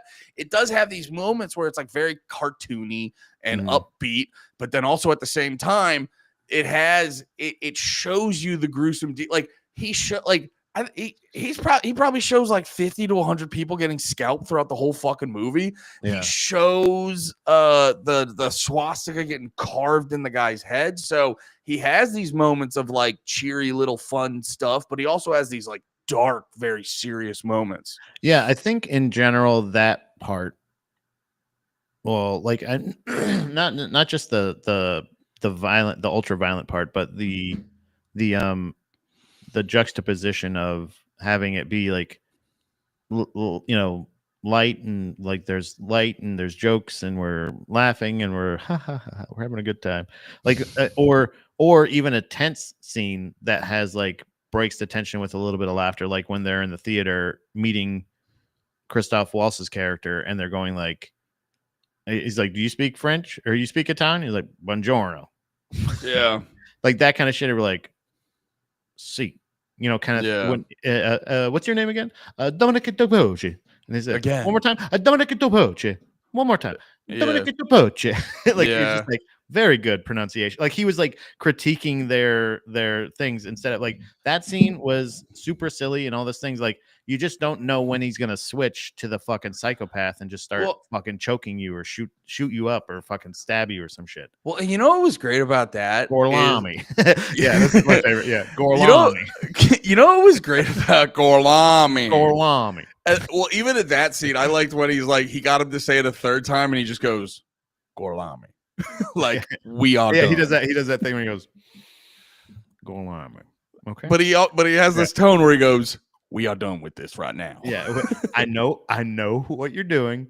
You got me, Gorlami. Well, so Okay. that's kind of the funny thing of like, because Quit like dicking around. Yeah. well, in the opening, it's Christoph Waltz's scenes are a lot of him toying with people, Yeah. and like, you know, in the scene where it's like, dude, let's swing for the fences.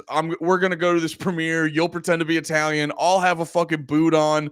We'll just act like none of this fucking happened, and maybe we'll figure this fucking plan out. And he's like, from the get-go, like he signifies it. Gorlami. He signifies. It's like fucking. Okay. Yes, you are seen, you are heard, Pat. But no, he like signifies it with like the big over the top laughter right out of the gate of just like, I know what you guys are fucking doing. Yeah. And just but like every other scene, just drawing it out, playing with them. And then it all comes to like a beautiful end where he's sitting down with Brad Pitt and BJ Novak, still doing the long thing. That's a bingo. bingo. That's a bingo. Pouring a thing of wine. And then they finally get to the border. And Brad Pitt, they're talking. Brad Pitt's like, put him in handcuffs, shoot this guy. He's like, you're gonna get all that stuff, but you're gonna get a swastika on your head. And then to just the line of like, but you'll get whatever he said, you'll get fired or you'll get hung up. He's like, no, I won't. I'll get chewed out. I've been chewed out before. I can get chewed. And I'm not doing the line right. Oh yeah, but it's just funny that like I love that scene so fucking much because you've had to sit through this fucking piece of shit just toying with people and toying with very people. Very satisfying. And then now it's his turn, and Brad Pitt's character is just to the point. Shoots that guy, put him in chains. Here's a little swastika. Have a great day, dickhead. Yeah. And I think it also speaks to like, as far as like a real life war reference or just anything like that, is that like, not that Hitler was the leader of all the terrible people, but there were far more terrible. Like Christoph Waltz was the villain in this movie. In the Nazi movie, wherein Hitler is killed, shot in the face in a theater with what's his face, Goebbels, right next to him, and then blown up and then set on fire. You're still cheering more for when his like one of the Nazi hunter guy, like he's just a Jew hunter. Yeah. He's like, I wouldn't call myself a Jew hunter. I'm a detective. He's like, I go around and I'm really good at detecting things. And you really, I don't know. There's a part of you that's like, oh shit, is he just gonna get away with this? This is crazy. Like that's nuts. Like at least they killed Hitler. That's cool, and the war's over and everything. But like he's just gonna go on without it, and you're like, oh, they're gonna kill him. And then just the fact that they don't kill him, but you still get that satisfying torture. And like you said, you see everyone. You don't really see him carving it into other kids' heads. You do see the scalping, but you never see him. You see the ones, you see the one scar, but this one they go, and whoever you're gonna see the whole thing. Whoever did the fucking makeup or whatever you want, whatever that's called. I believe it was Tom Savini, but I'll have double check. Was it? Okay, because isn't he's like the best at that. He does all the best horror movies. Yeah, man, it was funny. Like this is why obviously no involvement. Never mind. Sorry, he wasn't him. Not even there. Actually hated the movie. Talked very poorly. No. No, it's why it's always like, I don't know. I never try to just completely discount something because it's like I always talk about that with Dune, why I gave Dune so many chances. Because I go like, well, this has been the most popular sci-fi novel since the 60s. And I go, what are the odds that I'm right and millions of people are wrong? I go, let me give it some chances. And so it's like I gave it more chances and I learned more about the world. And now I love Dune. Like this one is much more this one was funny because it's like I was going to go into it being like, I was going into this podcast being like, I love the movie, but I'm going to clown the shit out of it. And the more we talk about it, I'm like, oh, this movie's amazing. Yeah, I want to go watch it again now. It's entertaining, but it's also an incredibly made movie. Like that, it is truly one of my favorite movies. And it was a different zombie guy. It was Greg Nicotero from The Walking Dead. So like that, I remember him working with a zombie guy for makeup, but it was him and Greg Nicotero doing that shit. But I think in general, my overall thing, I didn't think I was going to make fun of it. I never thought like this was going to be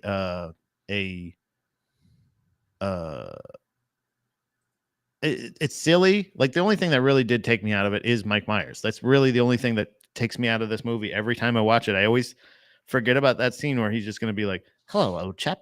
Hey, and you're just like, just get a fucking British guy. You have every other person is cast to their character. So like the American guy is an American guy. The fucking German guy is a fucking German guy. Like why can't you just get a fucking guy is British? I don't understand it. I will say though, that scene, if you look at it, it is kind of like, it's not the most exciting scene. It's just giving you information for the barroom scene. It's giving you a setup for the barroom scene. So, and I've always thought this about it, where it's like, because it does, you look at it and you go, Mike Myers? Yeah. It does. I wonder if like Mike Myers is there to just add a layer of like, is that fucking Mike Myers? Yeah, I really think he was just like a misdirection. He was just kind of a person that's in there. Like, I 100% think that. Yeah. Why is he here? So now it makes the scene more memorable. That's the only thing they made. Like, you're right. That's the only reason. I think that's why he's in it. Yeah. I think that's why he's in it. That makes a lot more sense than just casting Mike Myers as a British person when there's so many British actors. And the French lady, Shoshana, is French. You know what I'm saying? Like everybody is exactly who they are. And he's like, I've been so perfectly historically accurate with every one of these regions. Even she's from the same region that we're saying she is from the movie. Oh, blah, blah, blah, blah, blah. And then they just go like, and Mike Myers, he's Canadian, but he's playing the British Prime Minister. Yeah. Or whatever, whoever he was. You know what I'm saying? Like he was a real character too. He was an actual. I think he was in charge of like MI6 or something. Yeah. Because like there was the one line where it was like, the guy was like, I haven't heard of that, and he was like, well, that's how that was on purpose, or it's like that's by design. on design, old chap. Old chap. All right. No, wait, that's Matthew McConaughey. So yeah, I think my overall review of the film is Gorlami. I give it 3 Gorlamis. No, 5 Gorlamis. Honestly, 5 Gorlamis, maybe 4 or 5 Gorlamis. But yeah. His mom was MI6. Is that true? Is that real? That can't be true. And that's why you got the part. Talk about fucking nepotism. Jesus. Yeah. Is that real? No way. And if so, his mom's a fucking liar. What would happen to Mike Myers' mom? Oh, god damn it. Give me the fucking from the horror movie. His name is Michael. We're talking about Mike Myers, not Michael Myers. You know what? I have to piss. Derek's right. Yeah, Derek, you win. Yeah, Derek's right. Derek is very factual. Also two other scenes I found very interesting was just a minor scene where the lady at the theater, Shoshana. Shoshana. And actually, a bunch of scenes with her were great. When she's like at the breakfast with, or the lunch place with all the Nazis, and then they leave, and she hits like the and like fucking. So I was like, that was beautiful how they did that. And then when her and the dude set up the cameras and stuff, and then they just like passionately kiss, and I was like, I don't even think they're lovers or anything. I just think they're like, we're doing something crazy. Yeah, this. And I don't know if crazy right now. Yeah, I don't know if we're gonna make it out alive. And it's like, a hug is not enough. Yeah. I don't need your support. I just need connection right now. I need some kind of like. I need a last. Yeah. I think that whole part with her and like the German soldier and everything like that, it was so cool because it did just happen to be just a happenstance that this guy came over and he's like, "Hey, what's up?" And she's like, "Leave me alone." And he's like, "Come on, like I'm a hero. It's no big deal. But like if maybe you just And she just kept saying that until she was finally like, oh, wait a minute. Oh, I can use this guy to my advantage. And It is very funny to just be like, why won't this girl talk to me? And you're like, oh, because your government killed her whole family. Yeah. And he's like, she's being a hunted real her family down and killed them. she's being a real bitch. Yeah, being really rude. Women are usually sucking me off by now. Yeah. Oh yeah, and then when she very tactfully, because a lot, like, the big joke with like action movies and superhero movies is like a big long speech before the person gets shot to like solve the problem. Mhm. So like how she goes like lock the door when we're in the projection room, and she fucking hits him 3 times in the back. And then the like most fascinating part of it all is like she's just hands down, no questions asked, hated this guy the whole time. And then after she shoots him, and it like shows her humanity, she has this moment. Yeah. And then it completely fucks her over because he pops her like 2 in the chest. Yeah, that one is, again, I don't know if she necessarily had planned. Well, no, she probably could have gotten out. She could have gotten out of the She probably theater. could, yeah, because the theater was locked. Like the front door of the theater was locked, and she also, I mean, she might have gotten fucked because she didn't know that they were setting off the dynamite. Yeah, but I don't know if she would have, how long she would have stuck around. It really is interesting. I don't know. I think she was planning on dying if she needed to. Yeah, but I don't think she was planning on dying. She was just planning on like I doubt she was planning. She might have gotten, because like, dude, can you imagine the Nazis kill your whole family? Pat, imagine that right now. Okay. Here, wait. Okay, Pat, imagine the hell out of it right now. Oh, yeah. No, don't forget him. Don't forget him. He's back. He's behind the chair. Oh, yeah, her too. Oh no, I know they're dead. Keep shooting. Yeah. Keep going. More. But and then you have all the biggest Nazis and a bunch of their followers in a theater. She's definitely standing there watching it, fucking rubbing her clit. Well, right. Yeah, she was gonna enjoy part of it, but was she gonna try to haul ass before or what? Like, I didn't know. Thing. Yeah. I wonder if she'd get caught up in the fucking the explosion, but yeah. Who knows? We'll never know, but she's dead now. We'll never know. But yeah, Inglorious Basterds. Fucking loved it. I thought it was great. Yeah, I still think it still holds up. Still a great movie. No, it's not factually accurate, probably in any way, but it's also outside of there were people. World War II happened. Also, he did something that I think is kind of hard to do, to make not a gripping or real or great war movie, but made an entertaining war movie. Yeah. He made a movie about war that is based on war, World War II, one of the biggest ones, and just made it entertaining. It's almost like a Longest Yard type deal where you're like, yeah, I've seen plenty of prison movies where they're like, I'm not going to get out of here. I don't know what you're doing. It's all so serious. Con Air or some shit where he's just like, I just got to get back to see my daughter. I got to land this plane in Las Vegas, give my daughter her fucking toy back. Or you can have Longest Yard where you're like, let's play some fucking football, guys, against the guards. And you're just like, yeah, let's do it. Prison's kind of fun. Prison seems like a lot of fun when you watch it. When you watch The Longest Yard, you're like, I would love prison. Oh, 100%. It would be so 100%. Much fun. Longest Yard make prison look like a good fucking time. What do you want to? Bye, Derek. Have a good day at work. Where do you want to go with Taryn Tober? I know we were talking a bunch about Django. I'm very excited to watch. I'm very excited to watch all of these. So, I do really like Real Time when these two movies came out back to back. No, just with Pat George. Okay. The Real Time with Pat George. When these movies were coming out, I was like, wow, that was really good. I really liked it a lot. And then Django came out. I was like, wow, is he just making really, like, I always liked Tarantino movies, but they always felt like film.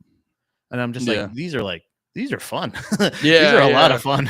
Well, that's my favorite thing about Tarantino is he takes the roughest topics and figures out how to make them very tongue-in-cheek and fun. That's what I like the most. I like tongue-in-cheek, where it is because there's this acknowledgement of like the dark despair of everything, but there is also like, what are you gonna do? Let's fucking laugh about this fucked up shit. And that's why I think a lot of Tarantino encompasses and why I like it a lot. And I think there was elements of that in like Pulp Fiction and 100%. Other movies where you're just like the silly side of hitmen or the silly side of a gangster. Wouldn't it be hilarious if Ving Rhames got ass raped? And you're like, yeah. You know what it is too, though? Like, there's something. Oh, which by the way, dude, we were talking about Grindhouse. Mm-hmm. I have to double check. I think it's on one of the streaming apps because I saw it posted. It was on the streaming app as Death Proof and Planet Terror. Mm-hmm. But I don't know. Andy loves tongue in cheek. Hell yeah, dude. Hell yeah, Dunbar. Dunbar fucking get in my ass. That sounded like I said get in my ass. He's tonguing your ass. I'll leave it there. I'll leave it right there, dude. We are in the Zesty Podcast Network. But no, yeah, so I saw Grindhouse was on there. I don't know if it's like trailers and everything, but I'll have to double check that. So maybe we could do that. But no, I've been noticing like it's like Grindhouse is honestly like the separation point because pre-Grindhouse, it's a lot of Tarantino. There's much more of him proving himself to people. Yeah. And the post-Grindhouse movies, I think he's still obviously like trying hard to get people to like fuck with it and stuff, but they're more fun and more they like have more room to breathe because I don't think he's approaching it having to like prove himself the same way. It's more him just being like just letting everyone know he's still got it. Yeah. And that's why the post Grindhouse Tarantinos are more fun in my opinion. Yeah, way more fun. But it's not like I just think like he was able to, like he proved himself with Pulp Fiction. And everybody says, I've seen people like talking about it even in the comments and stuff like that about like Jackie Brown and stuff. I've seen Jackie Brown. It is by far his worst film. It is hands down not nearly as entertaining or good as any of his other movies.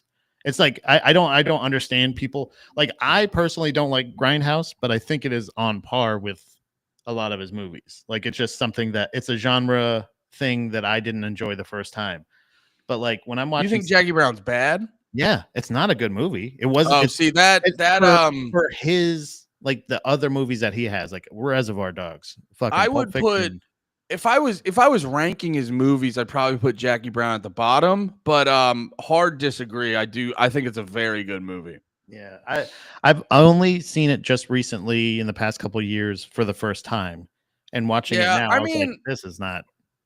It doesn't have the quintessential Tarantino energy like all the other ones do. So I could see if that's what you're looking for. I could see that not being your thing. I will still say I think it holds up, and I think it's a fun time. And yeah, maybe we'll catch it in Tarantober. You know, maybe it'll get caught up in the mix. But I really feel like Django's the one we're gonna watch, right? Yeah. I'm down for that because watch Django. Those are the fun, entertaining ones where, like you said, he doesn't have to prove himself anymore. Why are you biting me? I'm brushing you, piece of shit. I think she loves Jackie Brown, dude. Yeah. All right, that's that's No More Heroes. Thank you so much. We love you. Bye bye. All right, now it's my turn to go pee pee. Now Andy's gonna go pee pee, and I'm gonna kill Give him. Me a Coke. My name is Pat, and I'm here with my cat. Hey, and he's attacking me, and I don't know why. Ow. That's really mean. I'm gonna kill you. Yeah, perfect excuse to rewatch Django. Yeah, I watch it. I think Django and Inglorious Basterds just every once in a while. I feel like it's your favorite. Jackie Brown is your favorite Tarantino flick, and Once Upon a Time is the worst without a doubt. See, that just doesn't make sense to me. I don't understand that. I don't understand how you can love. What about Jackie Brown does everybody love? You know what I mean? Because Jackie Brown, as far as movies, is a good movie. But as far as like in the scale of Tarantino movies, it doesn't make anything. It doesn't make any sense to me. Like it doesn't read like a Tarantino movie, and it doesn't entertain like a Tarantino movie. So like watching Jackie Brown, I'm watching it, and it's like as I was watching it. First of all, I didn't feel engaged with any of the characters whatsoever.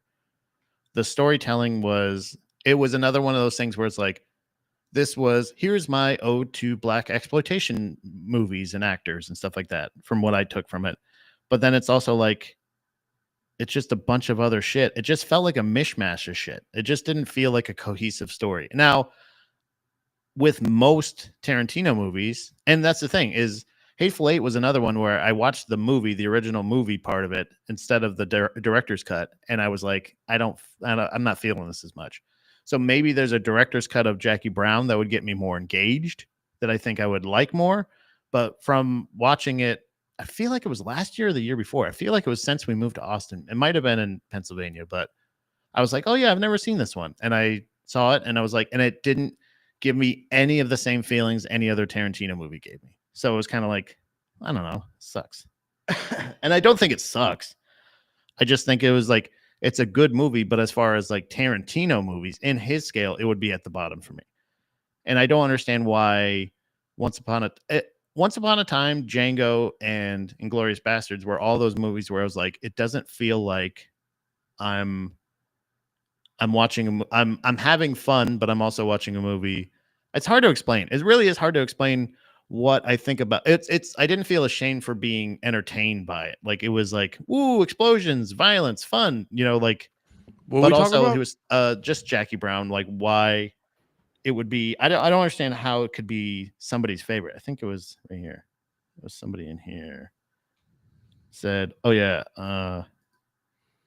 Jackie Brown is your favorite Tarantino flick, and Once Upon a Time is the worst, without a doubt. Like that's how I'm like, well, I just don't get it. And I don't think me not liking Jackie Brown is a me thing. I think it's something like there must be something he did with that movie that didn't compute. Like because I Well, wasn't I'll entertained say, like I was any of his other movies, and even in retrospect, it's not like, well, I could actually kind of like that part. That was pretty cool. Or well, I like, think it might be a little bit of both.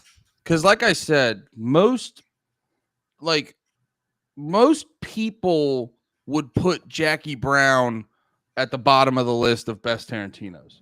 yeah, But also, not a lot of people would say Jackie Brown's a bad movie. right. I wouldn't say it's a bad movie, but as a Tarantino movie, I think it's a bad movie. Like it's his worst movie. That's what I just said. But Yeah. I thought you said earlier you thought it was a bad movie. No.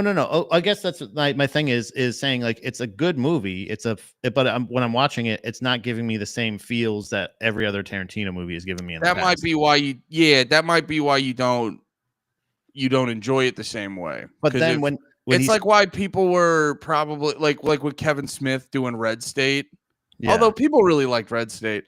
Because people are like, oh, you made a fucking real movie for once. That's probably what a lot of people were like. But no, like, but I get, as a I gotta watch it again, but as a Tarantino, it doesn't hit the same way as the other ones, but it's still to me a very good movie.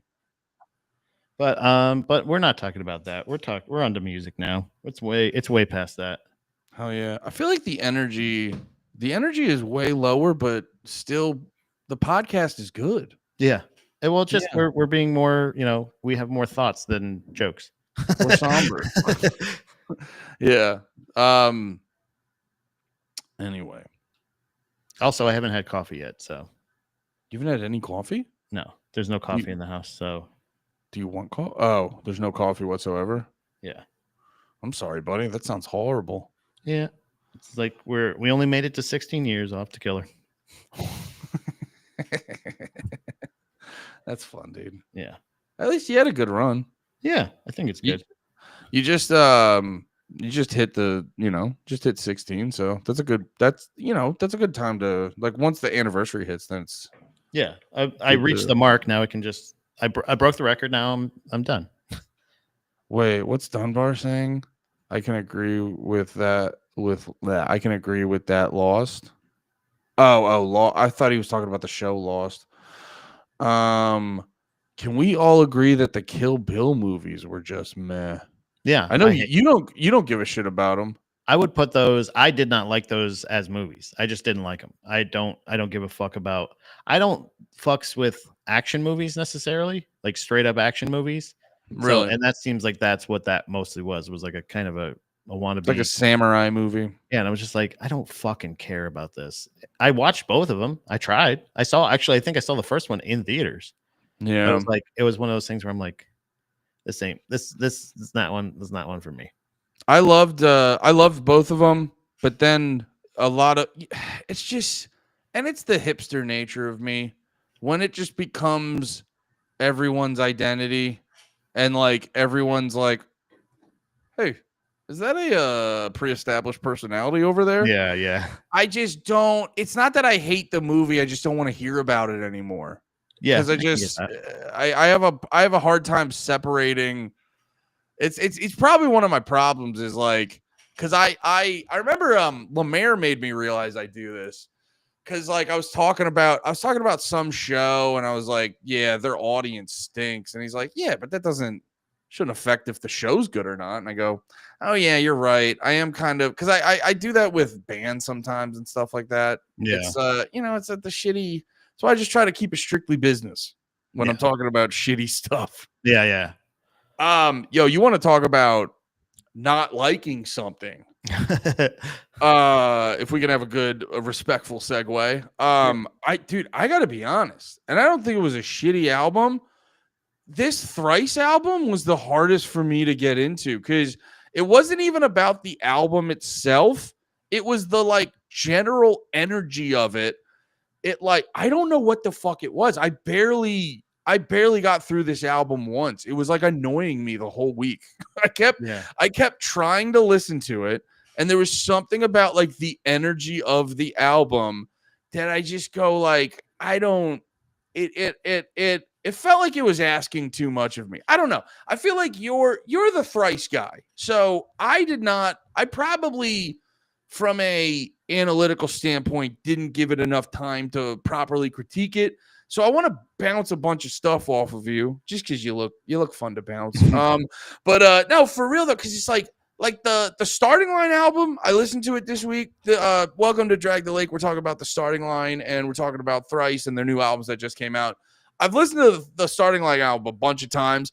I'm not gonna say it fucking reinvented the wheel, but every time I listen to it, I go, this is some fun stuff. I'm glad I'm here. This is some fun stuff, the starting line. There was just something about the Thrice album that I just like, it just came off so fucking, I don't know. Let's you're the Thrice guy. Let's talk to you about this, Pat. How'd you feel about Thrice? I thought so. I remember when I think there's like they've been putting out obviously singles for it or anything like that, and I remember getting pretty excited because I think Nash was the single that they put out, and it was somewhat it was reminiscent of my favorite era of Thrice, which is what I would like to say. I feel like if I may sum up Thrice in just one sentence, I think they're a concept album band.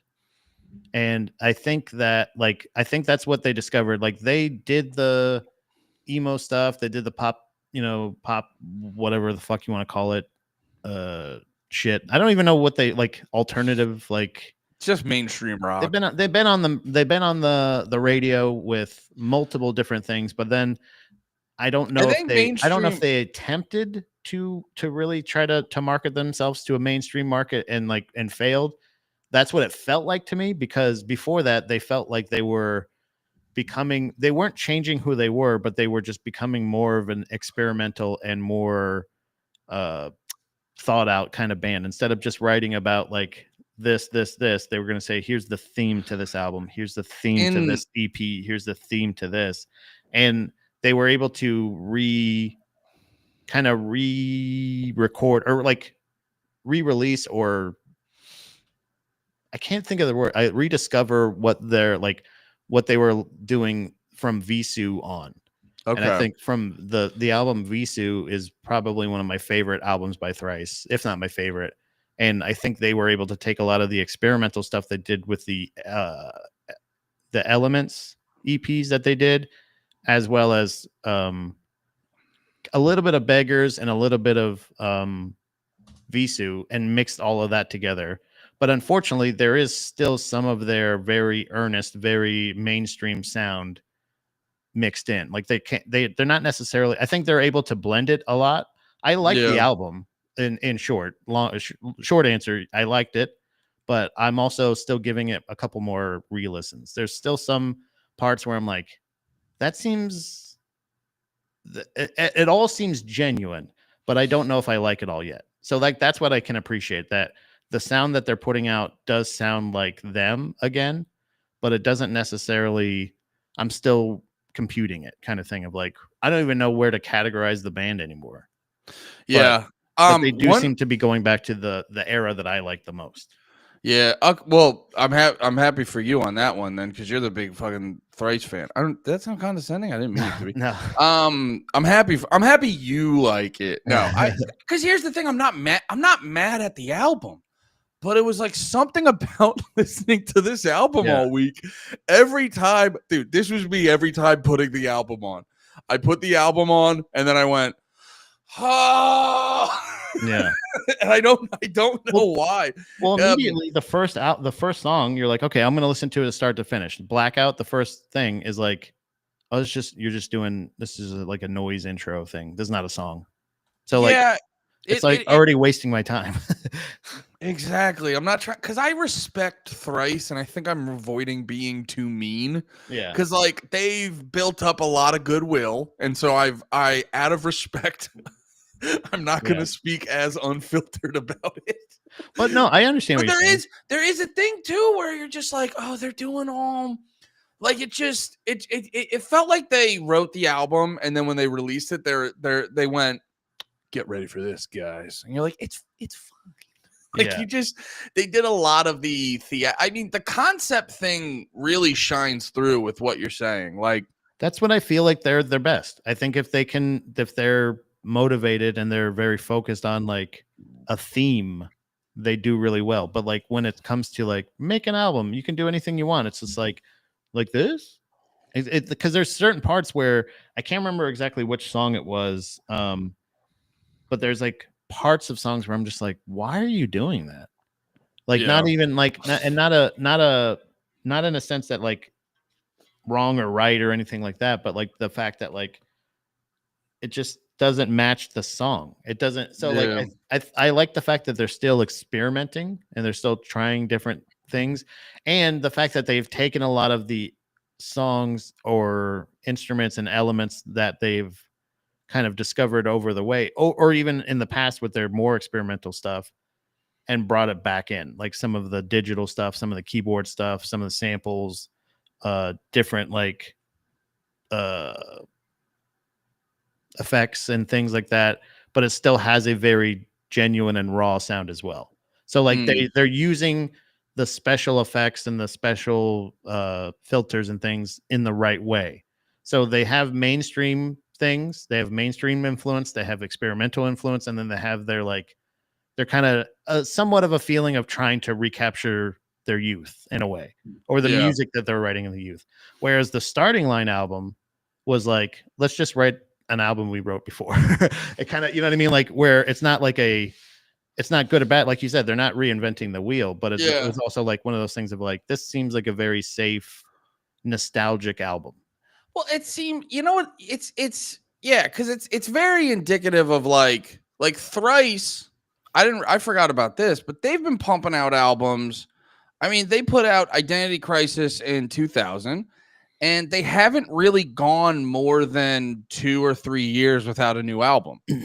You know, even in like you know, COVID happened, so they waited a little bit on that one, but even that was only, I mean, that's only 3 years actually. 3, 4, whatever. I can't count. But like, you know, Starting Line's a much different situation where they're like, all right, we put out we had one of the most popular emo albums in the world, and then we had 2 more albums that, you know, probably did good, and we just took 19 years off. And now they're coming back, and I think the difference is like Thrice has a much higher bar because they have a much more hardcore fan base. Like, and I think that provided in my own head the unapproachable nature to Thrice is almost like it's like I'm you watching season 6 of Game of Thrones going, what the hell's going on right now? Yeah. You haven't gotten to this point. Yeah. It feels like you don't just listen to Thrice now. You have to go on the journey of listening to Thrice to get Thrice. So yeah, I felt like I had, I had 9 books I had to read to fucking get what was going on. Starting Line's just like, hey man, we're doing pretty good at our normal jobs. We have time to put out another album. Do you guys want to hear some shit? And it's like there's a much lower bar for Starting Line, which is why their album it's just pretty fun and straightforward, and it's not fucking going too crazy anywhere. But the whole time I listened to it, like, it reminded me of a bunch of stuff I like about the Starting Line, and then it actually, and I'll give them props for this, it actually had a like modern flavor to it. Yeah, I think that's the thing is with Thrice, like having that, it doesn't make a lot of sense. And I think you're right that they are kind of not screwing themselves, but they're cementing themselves in this spot. So I think with Thrice, if they wanted to, what they should do, and I think what they're doing now, but it's also probably it's at default for them, or it's at a disadvantage for them, because it seems like they're specifically catering to Thrice fans. So like if they are in hopes to if they're hoping to get new followers or new listeners or anything like that, it's less likely, in my opinion, because like what you just said, where you're going to like listen to it, unless they just happen to miss you over the past couple decades.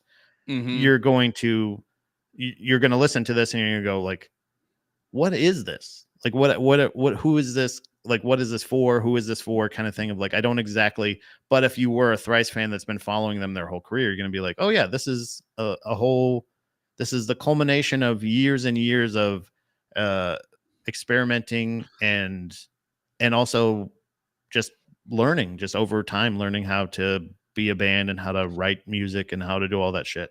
Well, I think there's also there's multiple versions of that where, it's really up to what the bands want to do, because Thrice does have the sound of like, we're just gonna like, we're for Thrice fans, as opposed to Coheed's still putting out music. And I don't listen to a lot of Coheed, but I checked out some of their newer songs, and it is like they are more mindful of like, if you've been a long time Coheed fan, the story we've been doing since the first album is still going, but also at the same time, this song just sounds like some cool shit that anyone could jump in on. And it then becomes it then becomes a thing that's not of like good or bad. It becomes a thing of like, this is what we're doing. This is the thing. And if you want to do the work, then you do the work, and then you'll get the payoff of being a Thrice fan. But they seem, especially with how the album,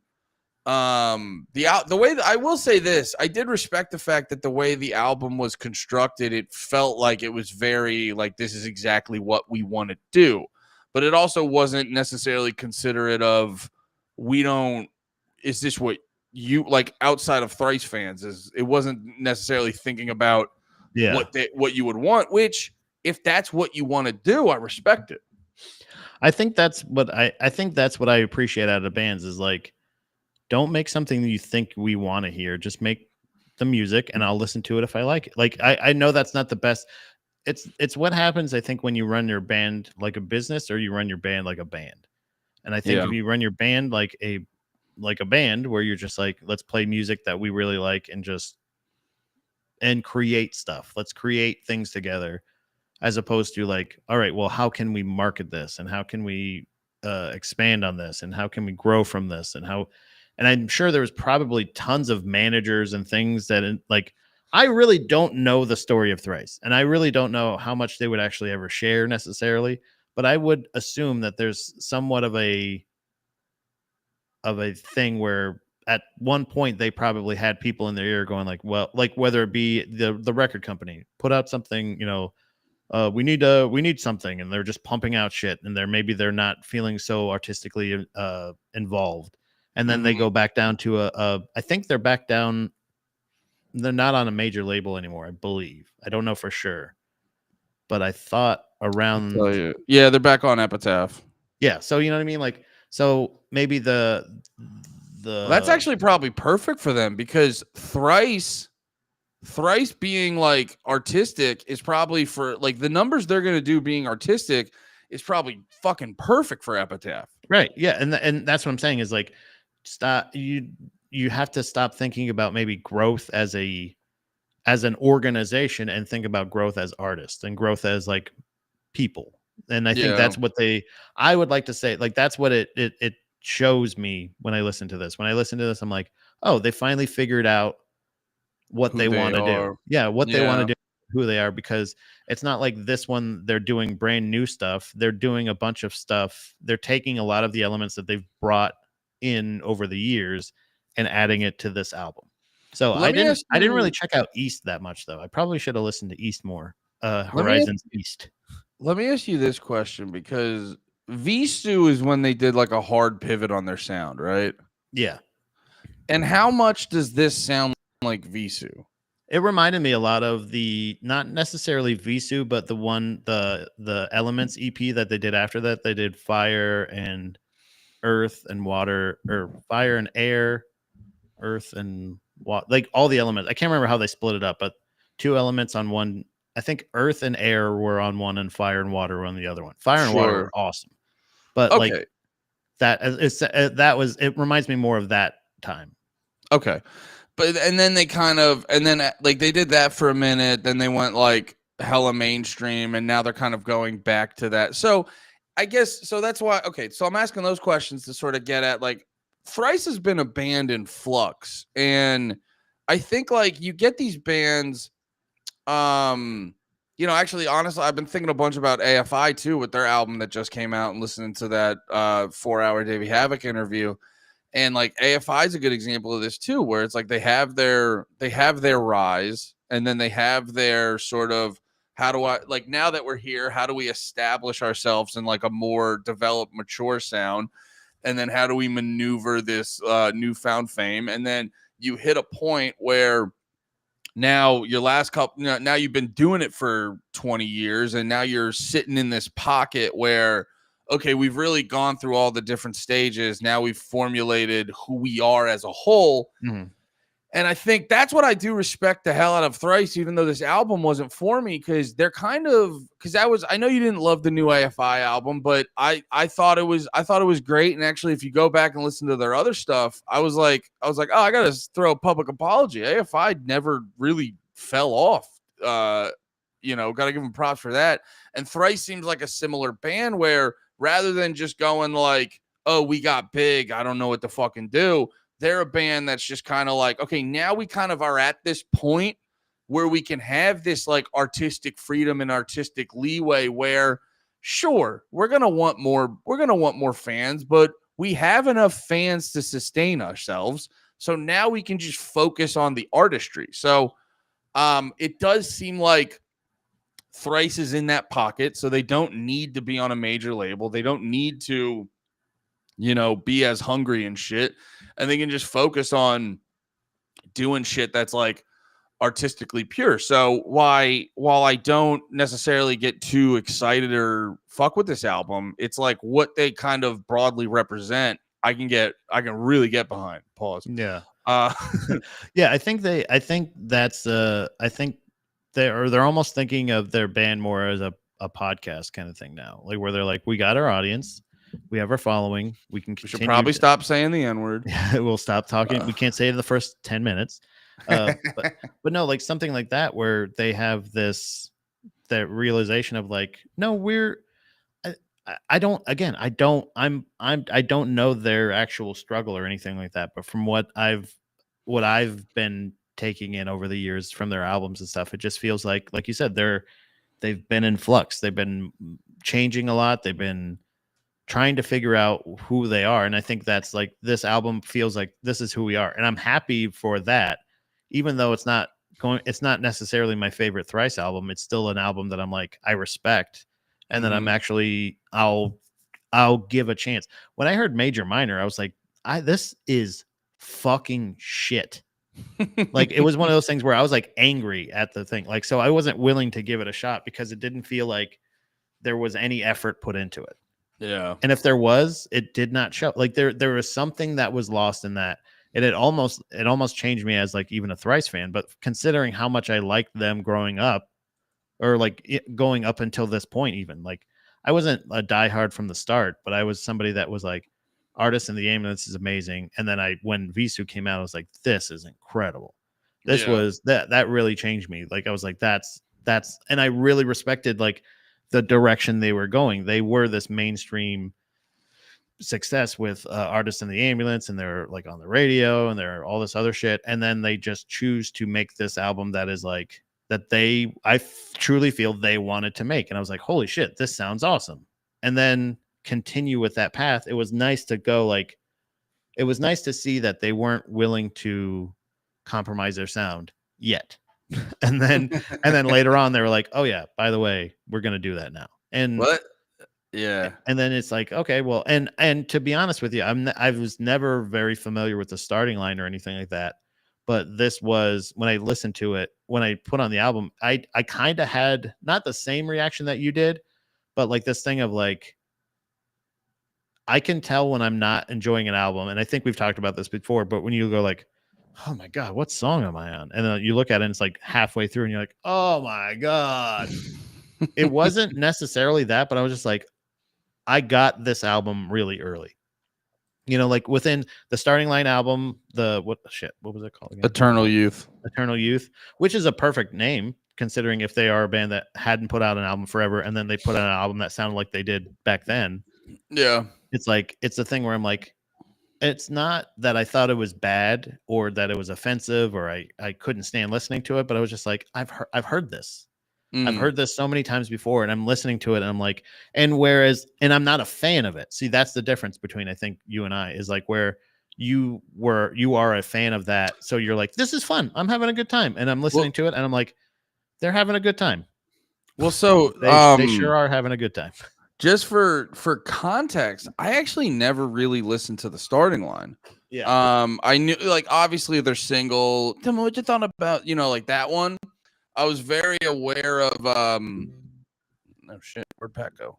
There we go. We got Pat back. I'll always be here. But no, I was obviously familiar with the Starting Line because you guys know I was big into the emo shit back in the day. And I saw them. I think for me the thing was like such a low bar. God, you're blurry. Let me back in. I'm probably having too many tabs. But got a blurry ass pad. Yeah. But I don't know what the fuck that was. I'm trying to close down things so you're not as blurry. I want to see your beautiful face. But yeah, no, it was, what it was for me? It was like a situation of there was just like, I never really had too much thought about the Starting Line. And then, I always check my Spotify every couple days because, we talk music. I try to stay very up to date with new music and all this other shit. And then I just see the Starting Line pop up. And I'm just like, hey, what the fuck are they up to? It was kind of like that. It was like very haphazard, like, the fuck are they up to? And they had this song, I think it was called Circulate. And it was just, you know what it is? I'm a huge fan of, it's a big reason why I like the Menzingers. They're very simple. They're very low, they're very bare bones with their sound. It's not, and when you are able to express a high level of emotion and feeling and all those things and not doing a lot, I don't know, something happens in my listening experience and I have a really good time. And that was like a big thing with this Starting Line album. They put out the song Circulate. Let me pull it up real quick. Sorry. They put out the song Circulate. And it was just a lot of like, it was very catchy. It was very fun. It was very upbeat. And it was just, you know what? It really shows like albums hit you so many different type of ways. Cause like I'm coming at this just like as an organic, like the fuck these guys up to, and you're coming at it from me being like, okay, this is what we're going to talk about on the podcast. So it's like you're approaching it in a much more analytical way, and I get the experience of like coming up to it very organic, and it's like I didn't fucking think anything of these guys, and now that they're putting out this shit, I'm like, I got to give it to them. It's pretty good, but you know what it is too. It was a funny thing though, where I think I'm coming more to where you were with after multiple listen, the sheen might be going away a little bit. Yeah. It's just a thing where like I think when the substance is like there's not as much substance in like a album or anything like that. It's not that it's not fun, but it's almost like it becomes like bubblegum or something like that, where it's just like you lose the taste after a while, where you're like, yeah, I'm still doing it and still cool and everything. And I remember how good it tastes, but it's like juicy fruit, where you're like, yeah, all right, well, that was great and it was entertaining and I enjoyed it, but it was fleeting. Whereas like Thrice, to the other end of the spectrum, is probably like one of those things where you're like, oh, we got to search this. I have to do research on like why I like this, or find out, like, you know what I mean? Like where you're like, I have to like solve this problem. And not that it's what I prefer, but it's just at this point, if Thrice was to re-release Identity Crisis or Artist in the Ambulance, I still love when they play those songs. Mm-hmm. I still love to hear them play those songs. I also really loved when they re-recorded Artist in the Ambulance and had like different features and stuff just a couple years ago. That was awesome. I love doing really? Yeah, remember we covered it. We talked about it. It was like when the Wonder Years did Deadbolt and shit. Yeah, like when they do, they have like them featured on the songs with them and stuff like that. I loved all those re-recordings. I love the new sound of it. It sounded great. Like, so it's not that you can't still perform those songs. It's just the fact that like you've already wrote those songs. You already have that written down. So move on to the next thing and try something else and work on that for a while. And I think that's where they're at now, where they're like, there's not a lot of people that have been doing as experimental of the stuff as they have, as far as like the instruments and different things. And so they're in that same pack, maybe even as like the Starting Line or All Time Low or anything like that, but they've moved so much far past them. They still get lumped in with those guys though, which is crazy. Interesting. I didn't know they got. Not Starting Line, but like they get lumped into like screamo bands, and you're like, they're way more than that at this point. Well, yeah. No, it's funny you said that because they got like to a lot of people who are like deeply passionate about music, because like they had their mainstream run. So there's a lot of probably like casual fans who came across Thrice there, but with all the fucking everyone glorifying the elder emos and all that type of shit and stuff like that, everyone's gonna think about that early 2000s pocket. So Thrice does get lumped in, but they deserve the credit for shifting their sound. Like I was thinking about it with. I'm trying to think, because everyone always like spazzes when these bands completely change their sound, but then there was like there was just like this random, like when pop punk was really popular and it started that initial shift, but it hadn't gone full blown Midwest emo yet. And I was listening to this one band and they put out a new song and I go, yeah, dude, this ripped in 04 or this ripped in like 2010. Yeah. Why are you still doing this? I feel like that's what Starting Line did with this one. That's kind of how I felt about this. Yeah, this was good for then. Like, cool. I'll give them credit. I think they took their thing and gave it a little bit more of a modern sound. But I do agree with you where it's like, actually, the bubblegum analogy you had was like perfect, because leading up to this album, I heard two songs and my mindset is like, oh shit, Starting Line's putting out some good music. And then those two songs rip. And then I listened to the whole album and it's like in the context of whatever it is, 12 songs, all these other things don't stick out as much. Yeah. And I caught myself literally just going back to the 2 singles. And I go, yeah, you know what it is? They're probably a band who's like, they took 19 years off. They're not they're not passionate about this like that. So it's like, yeah, they're probably like a lot of bands where they got like 4 bangers in them, and then the rest of the album's pretty good. Yeah. I think thing. So go ahead. I'm sorry. The last thing I was going to say, going back to Thrice, is that is the thing that they deserve more credit on. Is they have much more staying power because they were able to like completely adjust and shift their sound. So while they did pop off during the big emo screamo wave, they deserve more credit as like they've developed. And again, bringing up AFI, it's like if you talked about AFI and you were just like Girls Not Gray and that's it, and you're like, no, they're way more than that. They're way they deserve AFI Thrice. That's a tour. That's a tour. That right there, that's a cross that I think they would fucks with each other. You know what I'm saying? Like, I don't think.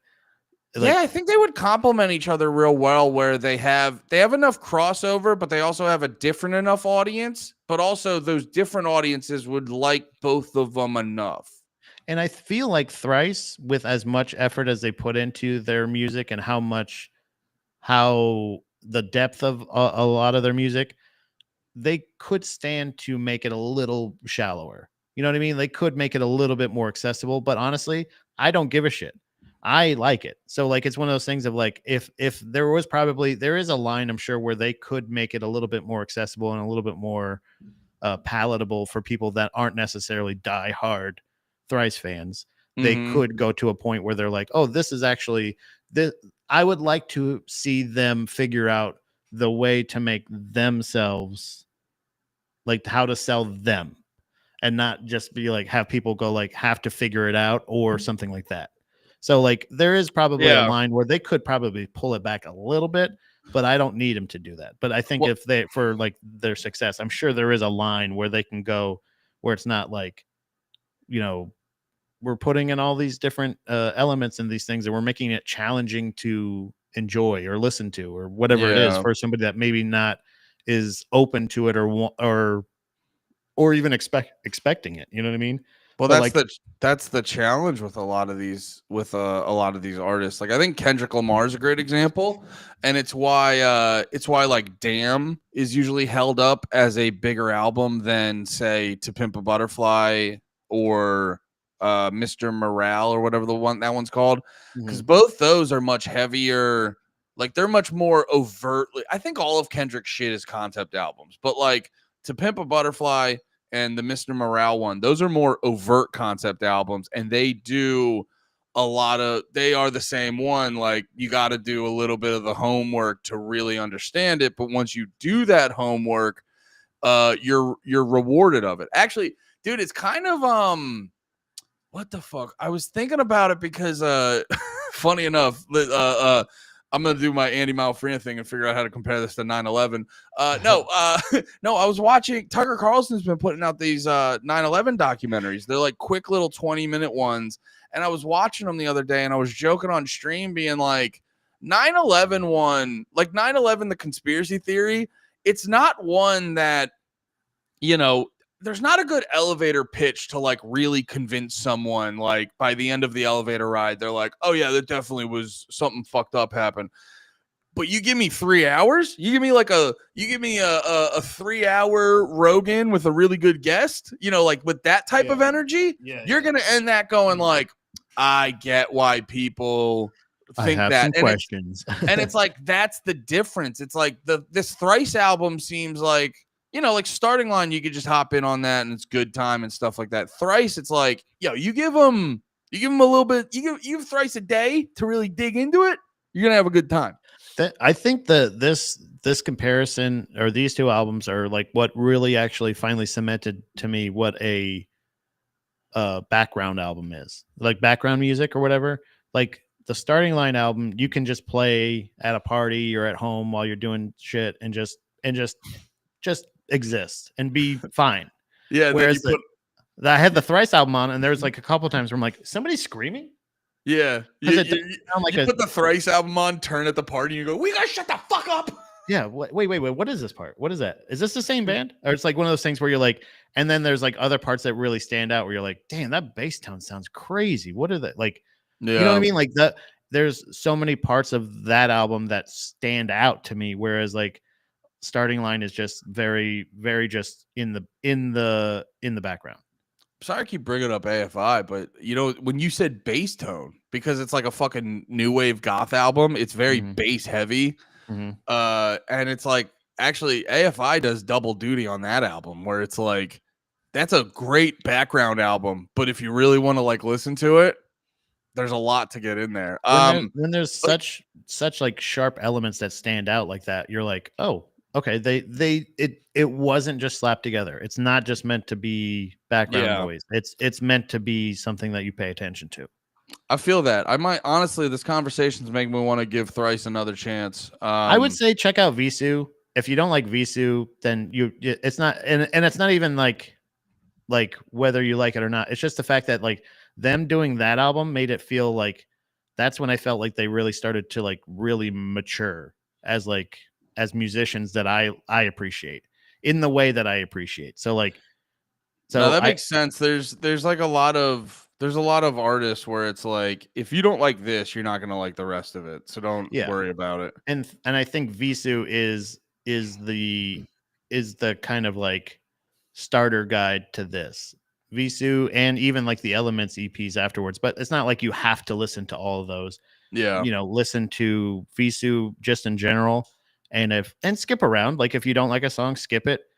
If you want, like that's fine. But like there's also like there's so much different shit that they use, and there's still a thing. They have a song called Music Box on that one that is like I was like I was listening to it, I'm like, so did they find a music box tune and like record it and then like build a song around that?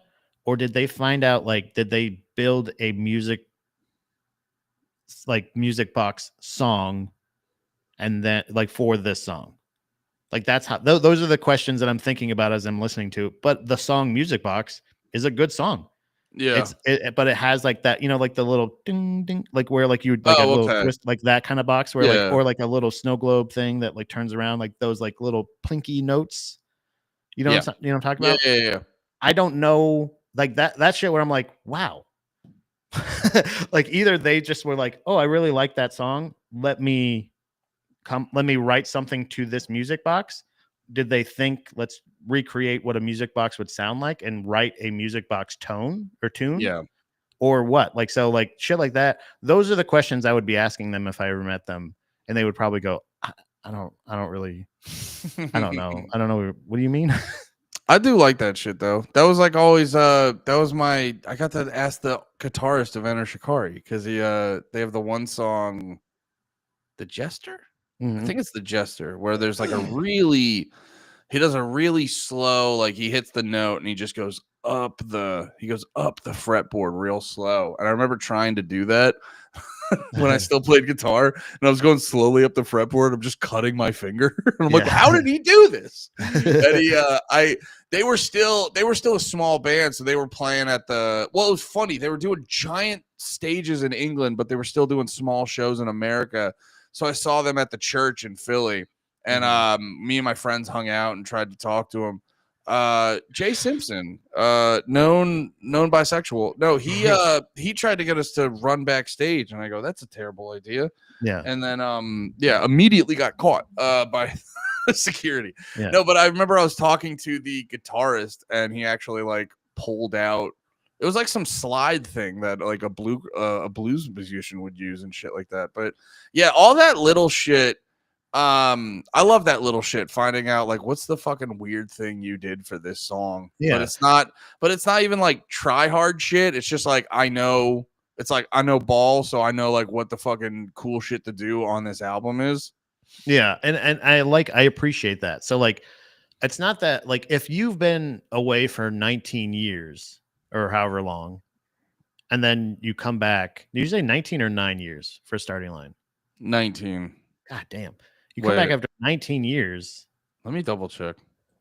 even if it is, let's say 19, however many long, after almost decade long or even 2 decade long hiatus, and then you're just like, let's just do the same thing. It's kind of like, okay, I don't hate you, but it's also like, did you need to do that? Did you like, is there? Yeah, it's about 18 or 19. So yeah, if you've taken that much time off and then you come back and then you're like, guys, we're back with that same album, and you're like, all right, I'm not saying the same album, but the same. We're just picking up exactly where we left off. It's like, okay, well, music has gone way far past, and I think maybe that's the thing is like, they're not doing anything wrong. It's not bad. It's not offensive. It doesn't sound offensive or terrible. It just sounds like the shit you did 19 years ago. So why'd you do it? Like, I really like, what's the, not that an album has to have a concept and a total thing and you're having blah, blah, blah. You could just want to write some music or whatever, but this is, there's nothing new to learn here. Like, I didn't feel like it changed or anything like that.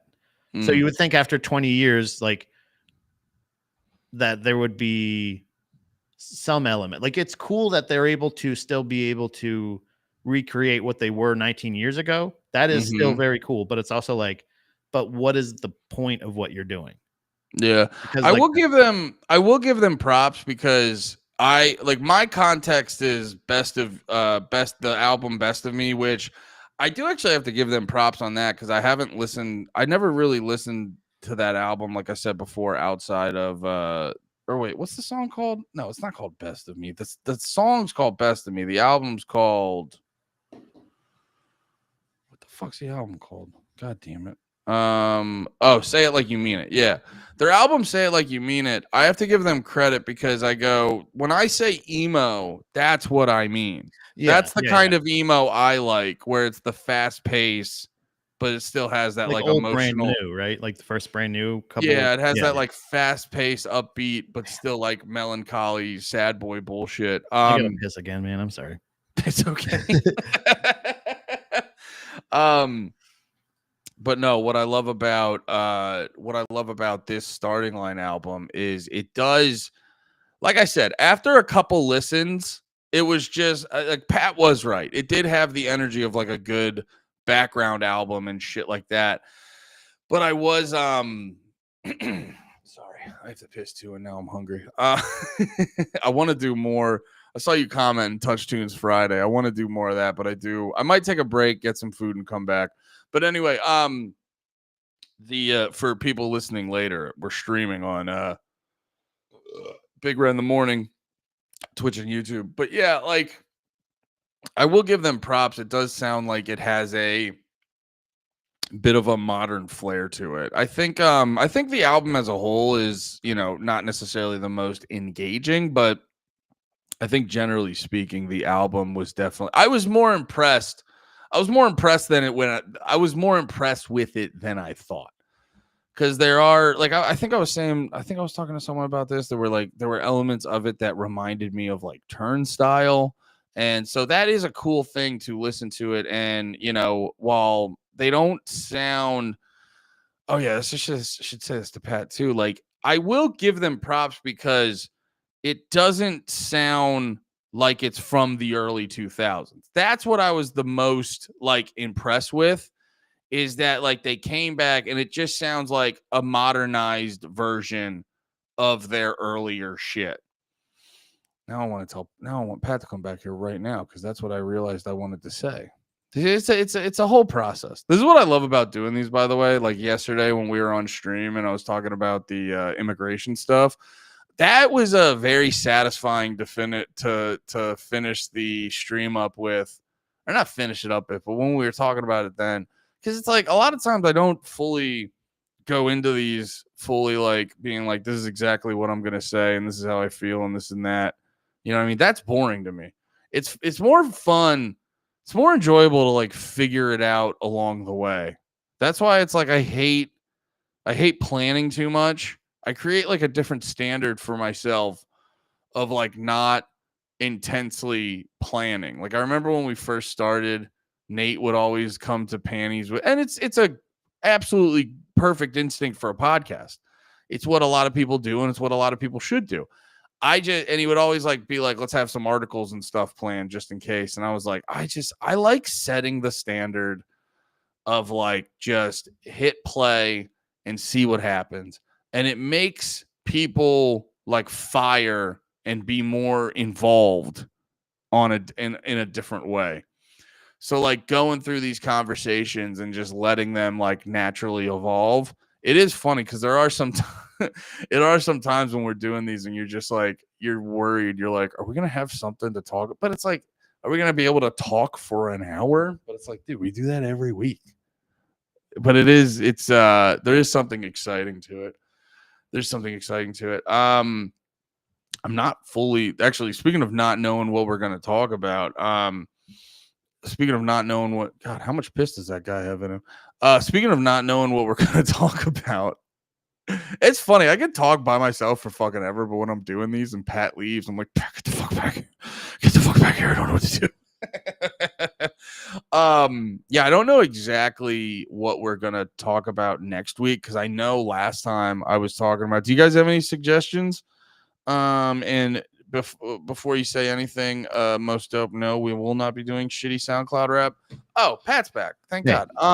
No, I remembered the last thing I wanted to say about the starting line because every time you kept saying it sounded like the exact same thing. I was like, I agree with him, but I don't. But I couldn't figure out the exact way to phrase it. And what I realized was because if you put Eternal Youth up next to Say It Like You Mean It, it's not like, oh, it sounds like the exact same album. But what Eternal Youth does sound like, because they're like those first three albums are very pre-2010.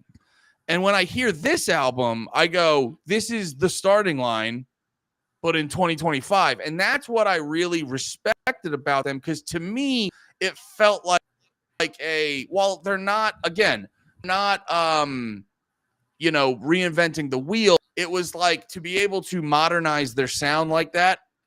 I did want to give them props. It does have the elements of like background music and all those other things you were saying. I do agree with that, but I did respect their ability to modernize their sound. Yeah, I can see that, and I'm not super familiar or like a fan of that genre in general of like the pop beer stuff like that. So like it's rarely my jam, but it was just kind of like one of those things of like, yeah, I have this. Like it's just one of those things of like, I'm not here to yuck anybody's yum about it, but I was just like, all right, No, but I just thought there, substance wise, the Thrice one just had more of a story to it, I guess. Like the thing is, like, without a doubt. Whereas like starting lines, like we weren't doing it for 19 years, but now we are. And it's like, yeah, okay, yep, you just picked right up, okay. But I also too think it is like, when the bar like they're working with a different bar that is much lower, and it's just I think that's what you get in that. Yeah, the starting bar. Starting bar. Yeah, be a good place. I love, by the way, when you search the starting line on Wikipedia, they're like, do you mean the starting line of a race? And you go, you guys got an article for everything. God damn. Yeah, I just wanted the starting line. Yeah. I didn't say from the Olympics. I didn't say from the blah, blah, blah. I just said, just show me a starting line. Yeah, just give me a line so I know where to begin something. You mean like when you're drawing something and you start by drawing a line? No. Yeah. So where are we going, Pat? Where are we going with this? I know we were talking last week about I was bringing up vein and flesh water, but I don't know. I'm seeing where you're at with this, because I don't know if I exactly want to go there, but I don't know. I've been having so much fun talking with you. Threat. I mean, really, I guess we could talk about.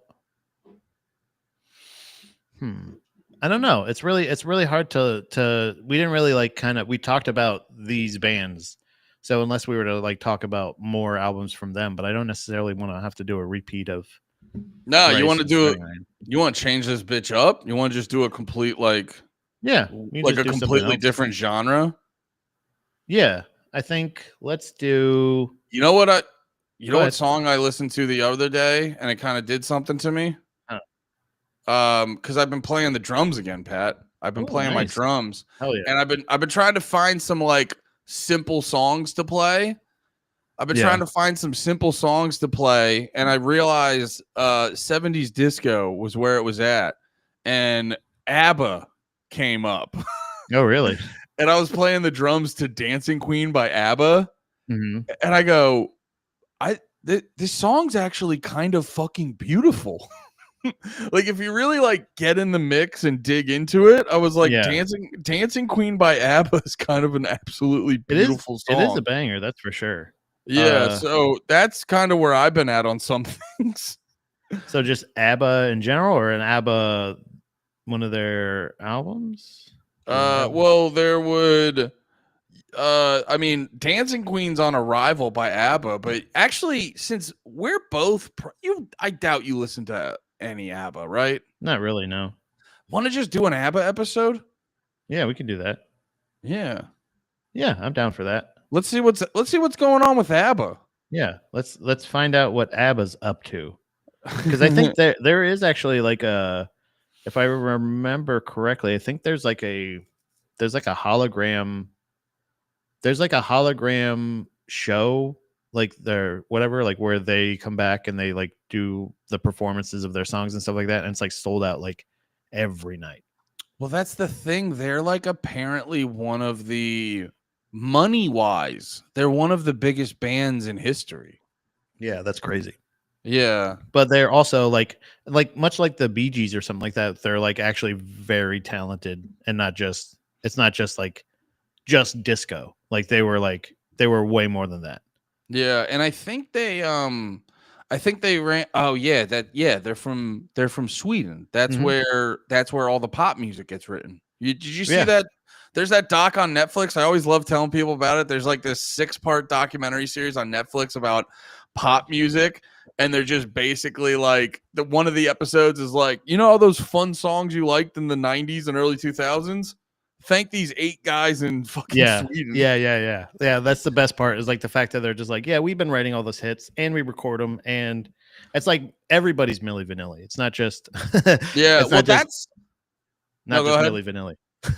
Well, that's why I'm very curious about pop music in general and like the process going into it, because I legit think there's like, I don't know. I think there's like a formula to like get people. Well, pop music, I think, is like a multifaceted process, because it's like you can't just have the good song without the like image getting hammered into you of like, because I think a lot of people, they look to pop music for the like fake validation that it gives them of like, this is a big monumental movement, and if you're a part of this, it's why Taylor Swift fans will buy. Bro, have you been seeing those fucking pictures of like Taylor Swift fans like just buying all the vinyl, and like they'll just show, and it's like, I don't think Taylor Swift vinyl sales should count, because it's like they're not buying it like it was funny. I was on fucking I was looking at I don't know if you follow it, but Tonye's got that Instagram account where he fucking, because he buys 20 albums a week,